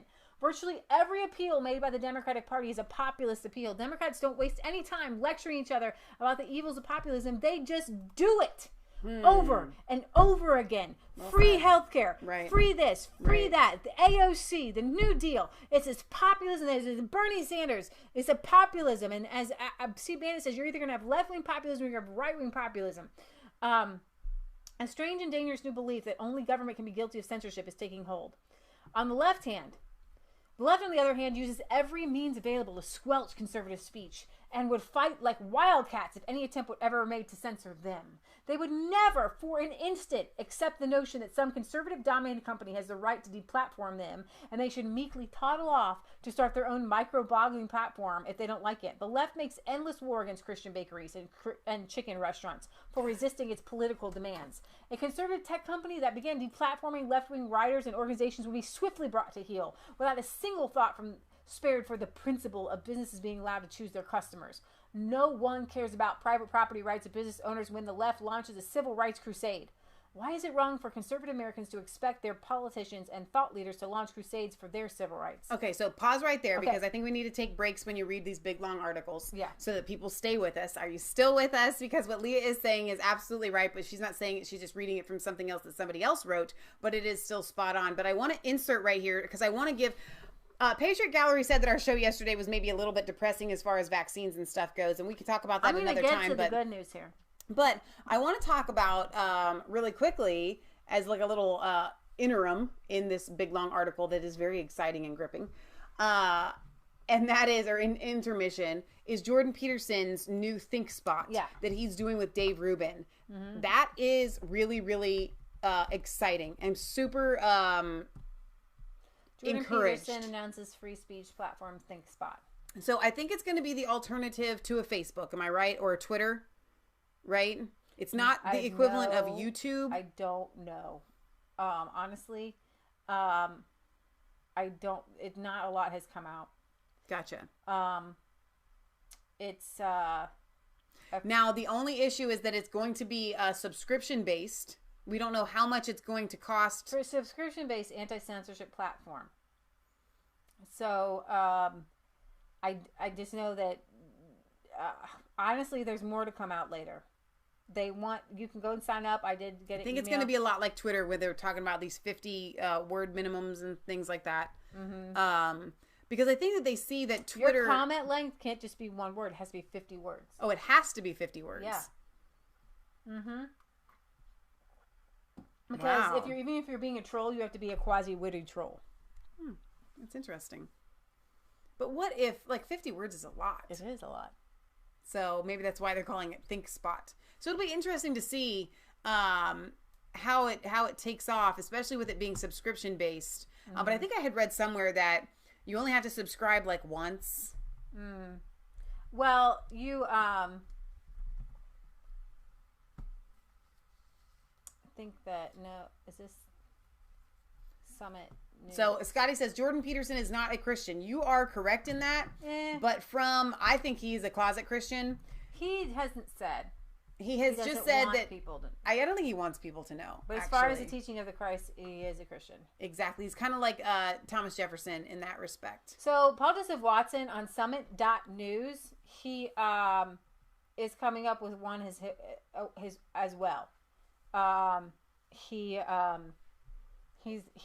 made a new video saying that he is going to come up with a new site as well. But is it going to be the alternative to a YouTube? I don't know. Because that's a YouTube. Well, unless you've been living under a rock for the past 2 weeks, you'll know that free speech on YouTube is almost dead. The profession of journalism has been hijacked by far-left activists who are abusing their power and conspiring with giant corporations to silence their competition. Thanks to the Vox adpocalypse, YouTube caved to a maniacal outrage mob that has been radicalized by the media's relentless, hysterical moral panic over the far right. They're even straight up removing investigative journalism. They're removing historical archive channels. And before he was reinstated, they even banned BPS, a vegan dude who rescues pigeons. People are losing their entire income and livelihoods. But hey, at least they can send an email whining about it to that Trump administration website that's not a black hole at all. What a consolation. Let me be crystal clear. Virtually everyone you like will be banned. I will be banned. And the Trump administration is going to do nothing whatsoever to stop it. We're going to have to start from scratch on our own platforms. And that's why I need your support. At summit.news, we're going to build a new media platform. We're going to have writers, camera crews, the whole 9 yards. The only way I can do this is with resources. Please go to my Subscribe star, which is linked in the description, and give what you can, even if it's just $5 or there's a PayPal link. This is imperative. I'm as bored as you are of hearing about social media censorship. So what's the point anymore in just whining about it? Let's just accept our fate, band together and rebuild. Sign up for the newsletter at summit.news/newsletter, again, link in the description, for when everything else goes tits up. I'm not backing down. I'm not retiring. As long as there's a single person listening, I'm never gonna shut up. I'm gonna try and lead everyone out of these social media ghettos. But this is a huge undertaking and I need your help. The future of YouTube is intellectually castrated cowards who are only going to be allowed on the platform if they sign an agreement with a large umbrella corporation. Everyone over a certain number of subscribers will be forced to operate under these constraints. Their opinions will be ring-fenced. And we'll be left with Elsa videos and makeup tutorials. Right, exactly. Yes, but... Right, so back to your article. Yeah. That was a good break. Because I really want to let people know exactly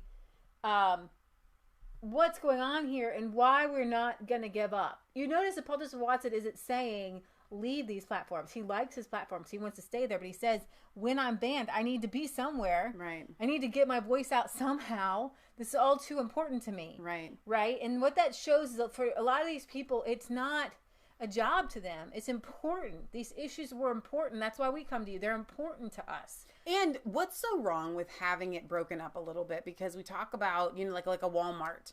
What would be so bad if Walmart wasn't Walmart anymore and it went back to mom and pop shops? What would be so bad if YouTube wasn't this big conglomerate and there was BitChute and there was a Summit News and there was James the Patriot channel? They were broken and there up was, on purpose. Like I'm all for government deregulation, just like they had to break up the oil companies. The oil companies.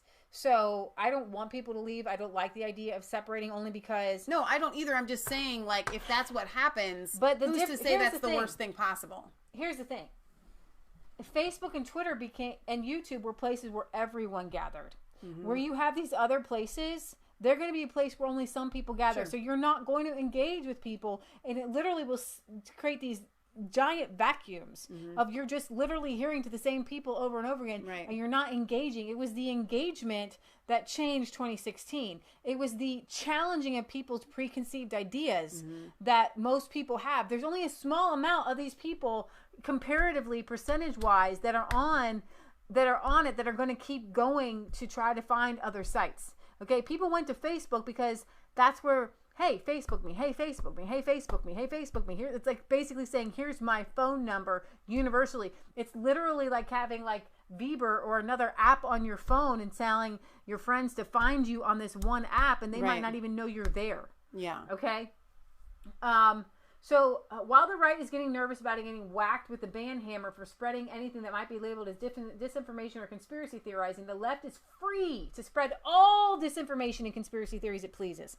People like Georgia failed governor candidate Stacey Abrams keeps going around saying that she should be the governor of Georgia, and she's allowed to say it right there on CNN. Too many conservatives fail to understand that fighting messy, risky, vicious battles on the frontiers of politics is the only way to get a seat at the table when the rules for the next conflicts are written.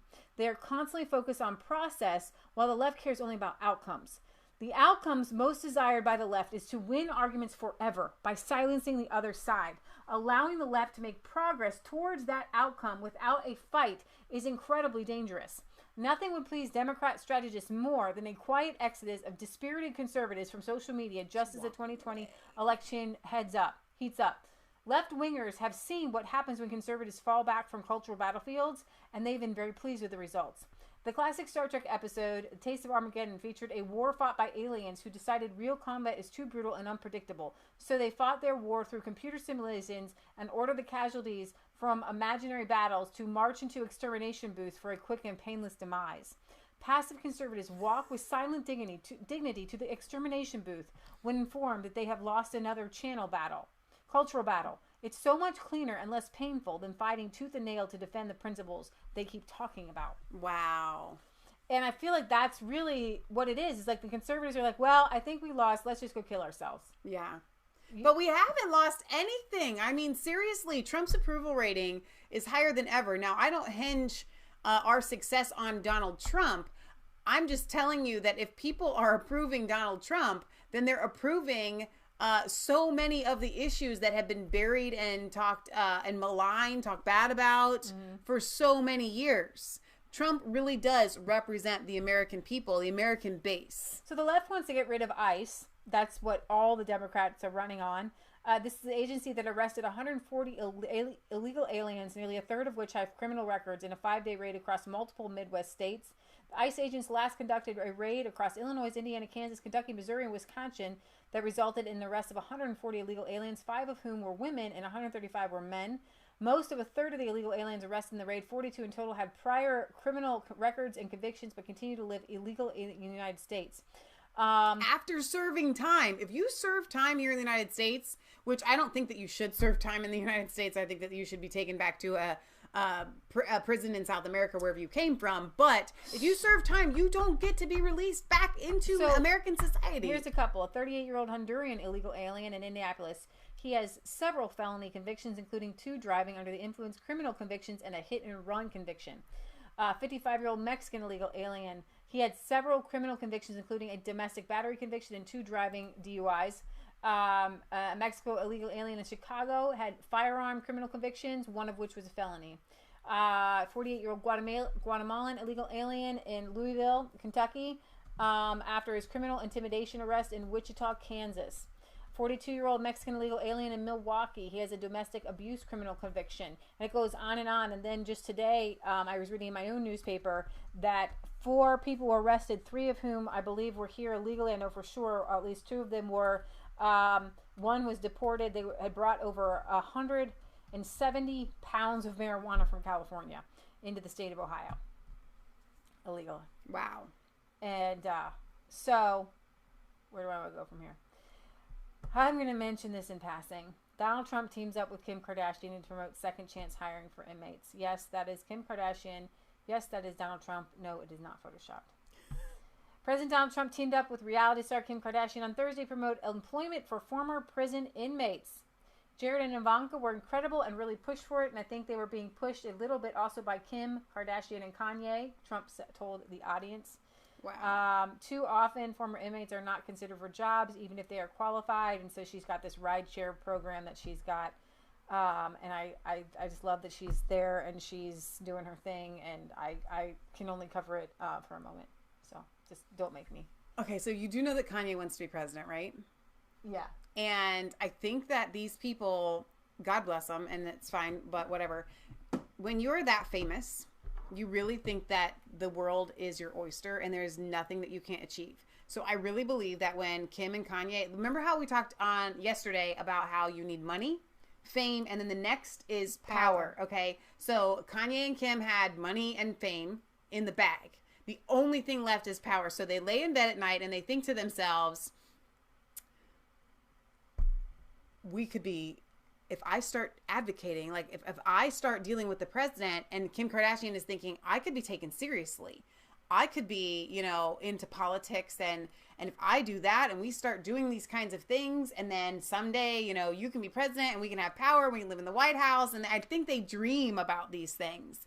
Okay. I think they have gone beyond everything and that's where they go. And so I think that's what you're seeing here. And you know what? I have to give them props for that.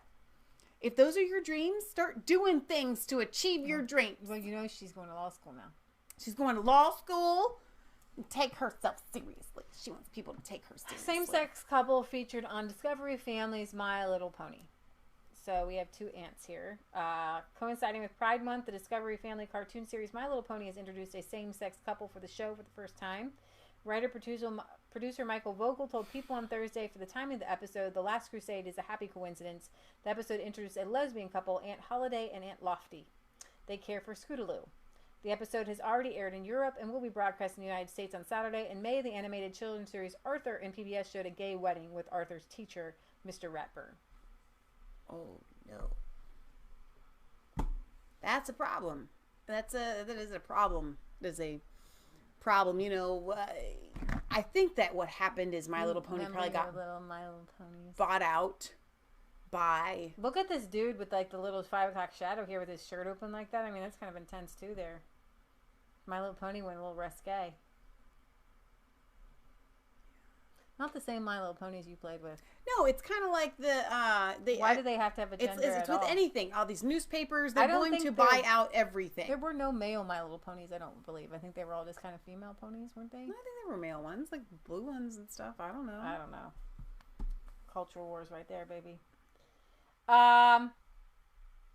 I don't know if I showed you guys this, but this is kind of interesting. On the issue, the Achilles heel.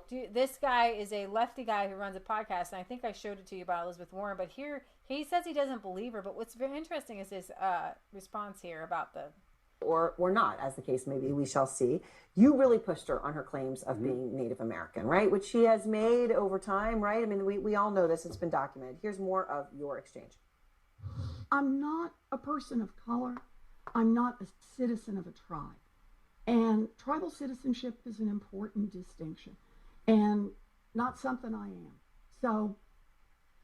Was there any benefits to that? No. Boston Globe did a. Hey, come back. Come back. Boston. Full investigation. It never affected, nothing about my family ever affected any job I ever got. Even though Harvard said that. She didn't get a discount in college. It's kind of like the original Rachel Dolezal, a little bit. Rachel Dolezal, a white woman pretending to be black. No, this is what I learned from my family. Yeah. You buy her answers? No, only because, Elizabeth Warren, like I said, she has so much policies and plans, and everything else is so detailed when you ask her about something. But when you ask her about that, she's just like, that's what I learned from my family. So there's so many other questions that you can ask. Like, so did the rest of your family find out they weren't Native American when you did? Like, so I definitely don't buy her answer. Right, and she cites the Boston Globe, of course, saying she never benefited. It's unclear whether she thought she would, but there's unanswered questions. Yeah, I mean, she had to benefit in some way, shape, or form. My thing is, like, I don't understand why she would act like that would totally disqualify her. Like, we're Americans. We've all cheated at some point in our life. We've all took some type of shortcut.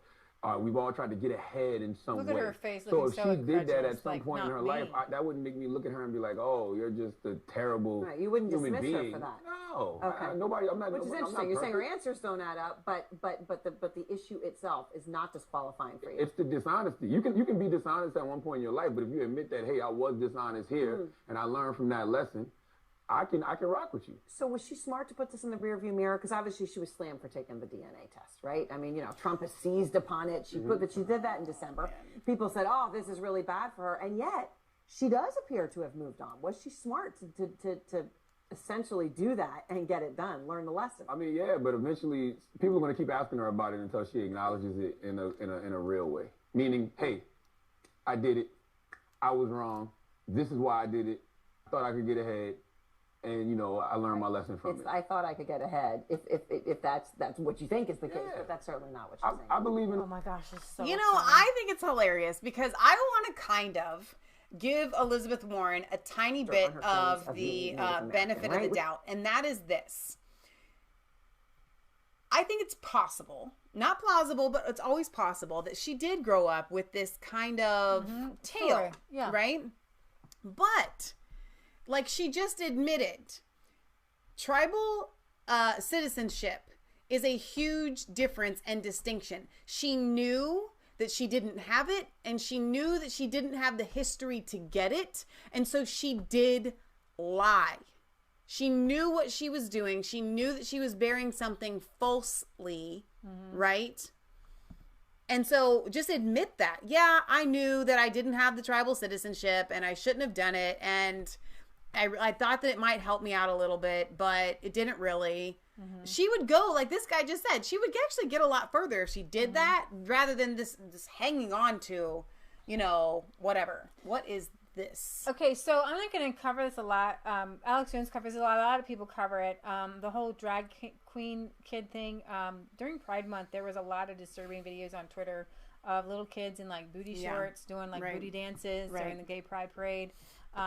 When you're wearing like super thongs and walking around with just your wee-wee covered, I'm not going to respect you, whether you're gay or straight, whether you're a woman or a man.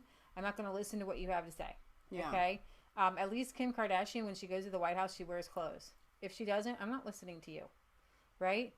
And if I always think to myself, I will take you seriously as a gay pride or a pride parade. Right. If you put on a suit and tie like Martin Luther King, and you're saying I just want to be accepted as I am as a person, and you can dress nice and you don't have to make it sexual. When you make it sexual because you're walking down, there were men on fire trucks in booty doing it just with their little thongs on, or like the booty, like 10 of them doing little booty things.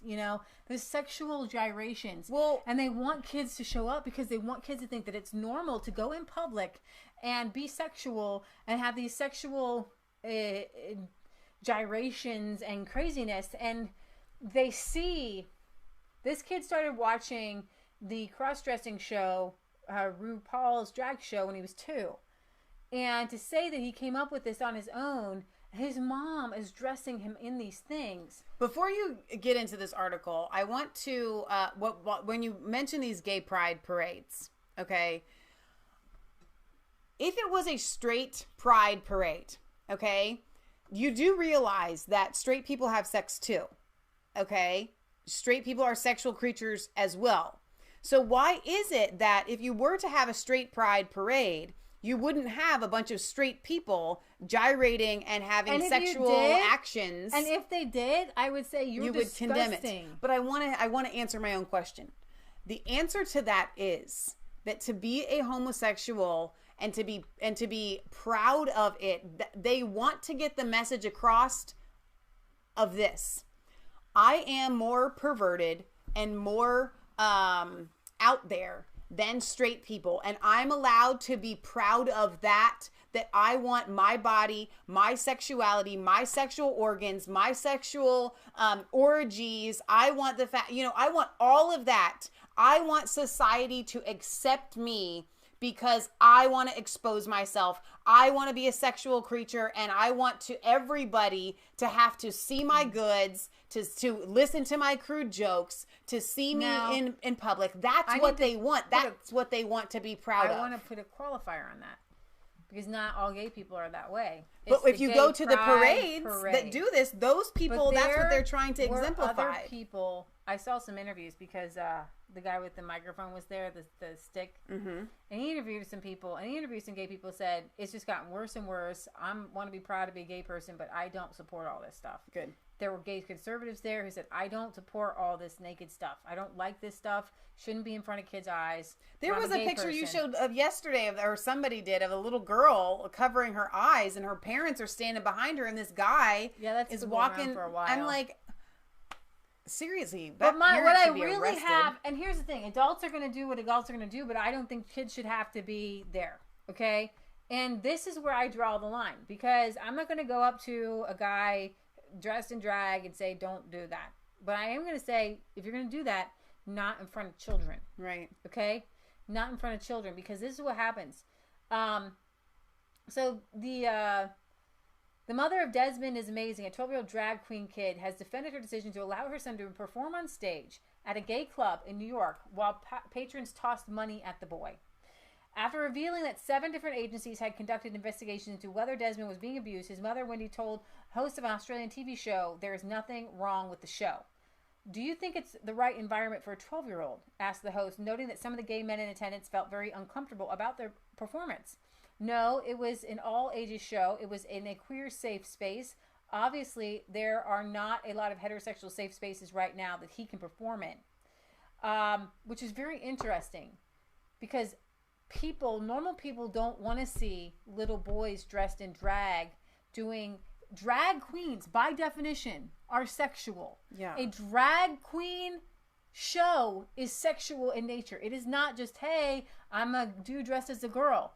It is all. So the same thing with this. So when you have drag queen story hour, you have I'm a sexual creature story hour. Well, and this mom is pimping her son out for money. Exactly. And for to fame. grown men. It's pedophilia. Right. This might be a long interview. I want to play this. Earlier this week, we debated the story of a 12-year-old boy who might be too young to drive, but already loves drag. Here's a reminder. Hi, I'm Desmond is Amazing. I'm 10 years old, and I'm a drag kid, and I live in New York City, and I am an LGBTQ activist and advocate. Drag is a form of expression and being yourself, and dressing however you want, and looking fierce. Well, Desmond has been dressing and performing in drag since he was just 6. His parents say he loves it, but that hasn't stayed in drag. What made you want to be a drag performer? Okay, so when I first wanted to start being a drag performer was when I saw the first episode of RuPaul's Drag Race when I was 2, and I was obsessed with it instead. So I would take paper, bubble wrap, tape, cardboard, towels, my clothes, mom's oversized heels that didn't fit me. Yeah, Wendy, I was just going to say, what did you think at the time? Did you Did you go all the way to thinking he was transgender, or did you just think, well, you know, sometimes kids are like this? All kids dress up, so the dressing up part didn't. I can't even. I'm Yeah, just that's done really with it. disturbing. So, one of the participants at a drag queen story hour time event in Houston, a 32-year-old Albert Garza, has been turned in as a registered sex offender who was convicted of assaulting an 8-year-old boy in 2008. Oh my gosh. The Desmond revealed he didn't have any friends at school, but his mother quickly corrected him, asserting he had a fan club. So he's made a lot of money. Oh my gosh. And so of course his mom is going to want him to, it's pimping. So those are the kind of things that if we don't speak out, then who else will? Right? So we're going to end our show on a happy note because it's Flag Day. And many of you probably don't know the story of the flag. And I could tell you the story, but I'm going to let you hear it here because it's cooler. Are there a lot of words? What? You should read them for those that listen to our show if there's... There was a lawyer once. His name was Francis Scott Key. He penned a song that I'm sure you're aware of. You've seen it. It's in most hymnals throughout our churches. It's called the National Anthem. It is our song as an American. We go, however, to a ball game. We stand in our church services and we sing the words of that song, and they float over our minds and our lips, and we don't even realize what we're singing. Most of us have memorized it as a child, but we've never really thought about what it means. Let me tell you a story. Francis Scott Key was a lawyer in Baltimore. The colonies were engaged in vicious conflict with the mother country, Britain. Because of this conflict and the protractedness of it, they had accumulated prisoners on both sides. The American colonies had prisoners and the British had prisoners. And the American government initiated a move. They went to the British and they said, let us negotiate for the release of these prisoners. They said, we want to send a man out to discuss this with you. They were holding the American prisoners in boats about 1,000 yards offshore. And they said, we want to send a man by the name of Francis Scott Key. He will come out and negotiate to see if we can make a mutual exchange. On the appointed day, in a rowboat, he went out to this boat and he negotiated with the British officials. And they reached a conclusion that men could be exchanged on a one-for-one basis. Francis Scott Key, jubilant with the fact that he'd been successful, went down below in the boats, and what he found was a cargo hold full of humanity, men. And he said, men, I've got news for you tonight. You're free. He said, tonight I have negotiated successfully your return to the colonies. He said, you'll be taken out of this boat, out of this filth, out of your chains. As he went back up on board to arrange for their passage to the shore, the admiral came and he said, we have a slight problem. He said, we will still honor our commitment to release these men, but it'll be merely academic after tonight. It won't matter. And Francis Scott Key said, what do you mean? He said, well, Mr. Key, he said, tonight we have laid an ultimatum upon the colonies. Your people will either capitulate and lay down the colors of that flag that you think so much of, or you see that fort right over there, Fort Henry? He said, we're going to remove it from the face of the earth. He said, how are you going to do that? He said, if you will, scan the horizon of the sea. And as he looked, he could see hundreds of little dots. And he said, that's the entire British war fleet. He said, all of the gunpowder, all of the armament is being called upon to demolish that fort. It will be here within striking distance in a matter of about 2.5 hours. He said, the war is over. These men would be free anyway. He said, you can't shell that fort. He said, that's a large fort. He said, it's full of women and children. He says, it's predominantly not a military fort. Looks like the Pentagon. They said, don't worry about it. They said, we've left them a way out. And he said, what's that? He said, do you see that flag way up on the rampart? He said, we have told them that if they will lower that flag, the shelling will stop immediately. And we'll know that they've surrendered, and you'll now be under British rule. Francis Scott Key went down below and told the men what was about to happen. And they said, how many ships? He said, hundreds. The ships got closer. Francis Scott Key went back up on top and he said, "Men, I'll shout down to you what's going on as we watch." As twilight began to fall, and as the haze hung over the ocean as it does at sunset, suddenly the British war fleet unleashed. He says the sound was deafening. There were so many guns that there were no reliefs. He said it was absolutely impossible to talk or hear. He said suddenly the sky, although dark, was suddenly lit. And he says from down below, all he could hear the men, the prisoners, saying was, "Tell us where the flag is." I have goosebumps. What have they done with the flag? Is the flag still flying over the rampart? Tell us. 1 hour, 2 hours, 3 hours into the shelling. Every time the bomb would explode and it would be close to the flag, they could see the flag in the illuminated red glare of that bomb, and Francis Scott Key would report down to the men below, "It's still up. It's not down." The admiral came and he said, "Your people are insane." He said, "What's the matter with them?" He said, "Don't they understand this is an impossible situation?" Francis Scott Key said he remembered what George Washington had said. He said the thing that sets the American Christian apart from all other people in the world is he will die on his feet before he'll live on his knees. The admiral said, "We have now instructed all of the guns to focus on the rampart to take that flag down." He said, "We don't understand something. Our reconnaissance tells us that that flag has been hit directly again and again and again, and yet it's still flying. We don't understand that." But he said, "Now we're about to bring every gun for the next 3 hours to bear on that point." Francis Scott Key said the barrage was unmerciful. All that he could hear was the men down below praying.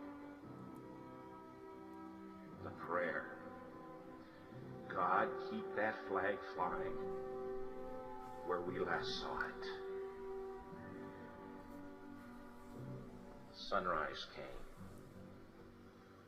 He said there was a heavy mist hanging over the land, but the rampart was tall enough. There stood the flag, completely nondescript, in shreds. The flagpole itself was at a crazy angle, but the flag was still at the top. Francis Scott Key went aboard and immediately went into Fort Henry to see what had happened. And what he found had happened was that that flagpole and that flag had suffered repetitious direct hits. And when hit had fallen, but men, fathers, who knew what it meant for that flag to be on the ground, although knowing that all of the British guns were trained on it, walked over and held it up humanly until they died. Their bodies were removed and others took their place. Francis Scott Key said what held that flagpole in place at that unusual angle were patriots' bodies. He penned the song, "Oh, say can you see by the dawn's early light what so proudly we hailed at the twilight's last gleaming? Or the rocket's red glare, the bombs bursting in air, gave proof through the night that the flag was still there." All right. So they want to know what the name of the video is so they can go watch it. Star Spangled Banner, as you've never heard it, it's had close to 10 million views. I mean, so as I was listening to that, because I haven't had a chance to watch it, Leah told me she was going to play this. I'm really disappointed that that story is not taught in our public school system. I should know that story. I don't know that story. I've never heard that story in my entire life. I should have assumed that there was a story that went with, I'm embarrassed and I'm ashamed actually that I don't know the story behind the Star Spangled Banner, and it is absolutely, when we talk about censorship and we talk about any issue on our show here as Americans, and people wonder, why are we so proud to be American? God founded this country, and God protects this country, and he is the reason why the patriotism that we have hits us so hard. And this guy was obviously preaching at a church, because there were a lot of amens, right? And it just, I don't know. I think that every country has their defining moment, right? In our history, Poland has, a more recent kind of defining moment, and the UK has more recent defining moments and historical defining moments that you can really, really hold on to. This is America's defining moment, even more than the Civil War. I think just the creation of our country, and it's a moving thing for me, because it's tied to God founding this country. So Patriot Gallery, our mama, had asked Leah to sing the Star Spangled Banner on her show the other day, and I think that you have brought up the lyrics to do so. And then I'm going to just sing the first stanza. Nobody ever sings the other stanza. Nobody knows how they would even go. But you can read them. Okay. So I'm going to sing the Star Spangled Banner for you people. I love this song, by the way. You might have to turn your volume down, because when she sings it in the car. I love that it says by Whitney Houston. Well, she's the most famous person who sang it, and did it well. Oh my gosh. All right. Oh, say, can you see by the dawn's early light what so proudly we hailed at the twilight's last gleaming, whose broad stripes and bright stars through the perilous fight o'er the ramparts we watched were so gallantly streaming, and the rockets regular, the bombs bursting in air, gave proof through the night that our flag was still there. Oh, say does that star-spangled banner yet wave o'er the land of the free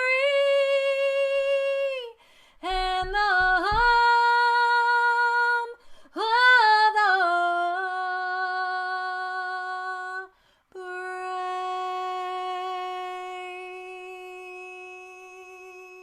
Woo! I think that's the best you've ever sung that, ever. Oh my gosh. And so it's very difficult to read the words after that. I think you could sing them. No, you can't sing them. Nobody knows how they go. All right. Well, all right. No one would know how to sing it. On the shore, dimly seen through the mists of the deep, where the foe's haughty host in dread silent reposes, what is that which the breeze o'er the towering steep, as it fitfully blows, half concealed, half discloses? Now it catches the gleam of the morning's first beam, in full glory reflected, now shines in the stream. 'Tis the star-spangled banner, oh, long may it wave o'er the land of the free and the home of the brave. And where is that band who so vauntingly swore that the havoc of war and the battle's confusion, a home and a country, should leave us no more? Their blood has washed out their foul footsteps' pollution. No refuge could save the hireling and slave from the terror of flight or the gloom of the grave. And the star-spangled banner in triumph doth wave o'er the land of the free and the home of the brave. Oh, thus be it ever, when freemen shall stand between their loved home and the war's desolation. Blessed with victory and peace, may the heavens rescued land praise the power that hath made and preserved us a nation. Then conquer we must, when our cause it is just, and this be our motto: in God is our trust, and the star-spangled banner in triumph shall wave o'er the land of the free and the home of the brave. Yay. So now we know why he was so anointed to write that song. It's not just some guy that just wrote some song. He was there. He was the liaison. He was the negotiator. He was listening to the rocket's red glare and the bombs bursting in air. Thanks for the flags, Kelly. It wasn't Kelly. It was who was it? Wasn't it Lori? I think it was Lori. Lori. Dice. Yeah. Yeah, sorry. I don't know why I said Kelly. Well, and hi, Kelly. They're doing a show tomorrow night at 8 p.m. on Not that Kelly. It was PVM. another Kelly. Oh, was it Kelly? But it was, is it Lori? No, I think it was Lori. Lori. Okay, For sure. Lori. I'm so sorry. Yeah. Thanks to the flags. They're everywhere. They're everywhere. Tom, you have says you have one marriage proposal, Leah. That was excellent. Happy Flag Day. Happy birthday to our president, Donald J. Trump. May he long live the president. I think we can say that. Our show up here with the... So Star Spangled Banner as you've never seen it. That's that. So you guys can... Leah, you are engaged. Congratulations, says Buzzy. That's very official here. We've just had an unofficial ceremony. Everybody kept asking about this shirt and what my colors were for rugby. And so what does that say? I think it's a clothing company. That's my shirt. It's Leah's. That's my shirt. I'm going to tell you something. I actually, earlier today, It looks good on you. I dressed for the show. And then I went down to Skippy's, and he's pet sitting his grand dog, and he couldn't get Pilsner. And so I had this wriggling Pomeranian, and I ended up with peanut butter all over my shirt. So I came home, and I literally did like a quick change and put this on. It's a rugby-esque shirt. I very much like it. And you look so tiny standing next to me, little person. Don't forget to like and comment and subscribe as you fight with the flag and fight for our lives. Fight for the flag, not with it. I said fight with the flag. You're fighting with the flag on your side. Right, I get it. We have a P.O. box. You want to send us flags? 107 Letters. Milford, Ohio 45150. We'll read your letters on air. Our last video, everybody's video talking about Pinterest is being taken down or shot. So yeah, I actually edited it to take out the content they didn't like where we shared James O'Keefe's the guy with the voice box doxing this woman's name or whatever. So I got a notification, you violated a privacy issue, we're going to review it, and I sent them an email back saying I edited it. But right now I think until the edit finishes processing, you'll see it in its entirety. But just in case they take that video down, as soon as we sign off here, you should watch last night's show in case you did not, because you may not get a chance to watch it later. It'll be on BitChute. It'll be on BitChute. Okay. Will right? it? Don't we put things on BitChute? Well, Mom does, but I don't know how that works. So that's a Patriot Gallery question. Mom, thanks for putting things on BitChute. We appreciate it. Yeah, we absolutely do. Find us on BitChute. We don't plug that enough. Yeah. We're not on my mom, Patriot Gallery, would like for us to interview the BitChute guy because another guy did, and Mom's like, isn't he like friends with you on Twitter? Couldn't you get him on your show? If the BitChute guy watches our show, we could do an interview with the BitChute guy. I don't even know his name. Isn't it horrible? BitChute guy. BitChute guy. He's British, I think. All right. We love you guys. God loves you. God bless. And we will see you back on Sunday at 1 p.m. for our European and UK news. Which I don't think you can get this kind of content anywhere else. No, you really can't. And it's thanks to you guys for being here and supporting us. Yeah. Oh, and as far as positivity, I want you to stay on the positive note because that's why I did all that whole show and it ended with the flag because you saw the Patriots and they were in the prisons, in the ships, and all this craziness was happening. And with holding up that flag, I really feel like that's what we're doing. Yeah. Okay? So they've taken down Tommy, or they take off Alex Jones, and then another person picks up the flag, and another person picks up the flag, and another person picks up the flag. But the good news is these are digital deaths that can be brought back to life. Yeah. Okay? So as long as we don't, and that's why I read the article on Breitbart. Sure. As long as we don't let the flag drop. They can't kill us all. They can't take us all down. They can't take us all off of Facebook. They can't take us off of Twitter. We are going to win. And they have put all the guns on us. Yeah. They have brought the entire big tech fleet to fight us. And all they're saying is take down the flag. Yeah. Just give up. Just walk away like good little conservatives or good little Christians. Just walk away. Don't fight. The Bible says not to fight. The Bible says we wrestle not with flesh and blood, but rulers and principalities. The Bible says to fight. And the Bible says to fight you kind of people, you big tech people. Those are the kind of fights the Bible actually tells us to fight. And to fight hard and long until the day is done and fight it again the next day. And, you know, that's the fight. Because it's a demonic power trying to take over our country, to try to take the ground. See, here's the thing. When you come in with light into a corner that's filled with bugs and rats and snakes, they go scurrying. And when 2016 happened, all these the light came in and all these dark corners, and it was just, they all scurried, and then they all got together and they started, well, we're going to fight you because we want our dark corners back. We like doing things in secret. We like doing things without you knowing it. And we're like, but hey, wait a minute. When people know what's going on, most people don't support abortion. When people know what's going on, most people don't support illegal immigration. When people know what's going on, most people don't. Nobody believes that you can change your gender. When people know what's going on, when people know the truth, conservatism, libertarianism, they win on the argument all day, every day. And if you don't let the flag down, then you're going to win. And that's why this is so important. Flag Day, President Trump's birthday, with the tech censorship, all we have to make sure we do is we don't let the flag go down. Okay, so we're going to be there. We're going to keep, Michelle and I will be people who hold that flag up, because we know that God is on our side. And we know that if we lay down our life, our digital lives for this, holding up the flag, God will come through for us. Okay, because and that's what the difference was with the Patriots. They knew that they had God on their side. They knew that they weren't laying down their lives for nothing. They knew that God would see their sacrifices and would bring the country around. And this country's already been ordained. It's already been founded. They did it all. So what we're doing is just honoring their sacrifice. And so if it's they're not willing as to difficult die as you think. If they're willing to die real deaths, how much more should we be willing to die the digital death? Exactly. Okay, because we're not going to die real deaths, guys. This is a digital battle. It is in the boxes, in the computers that we're fighting this. And how blessed you are to be able to fight like that. Okay, you're fighting by your keyboard. You don't have to put your life on the line. But and some people are putting their livelihoods on the line. Okay, that kind of stuff, but not like you're being and fighting battles. Speaking of BitChute, Mom's not gonna be able to upload this one onto BitChute because it's too long. Poop. But that's all right.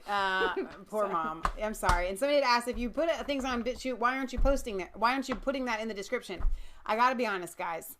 If you look at the website, which I do want you to follow us on, I haven't put anything up there in a while. Summer is our busiest time. It's our busiest season. I think Britt Baza had said, Michelle, did you see this link that I sent you?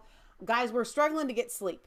So we do what we can, and thank you for sticking with us and being patient. But if I don't get an email back to you, if I don't read your message, if I don't get if I don't watch your link, if I don't put stuff in the description that's proper, if I don't upload it, just be patient, because when I do get time, I want to do those things. But priorities. For watching. And we thank you for at least being here with us. All right. We love you guys. God bless.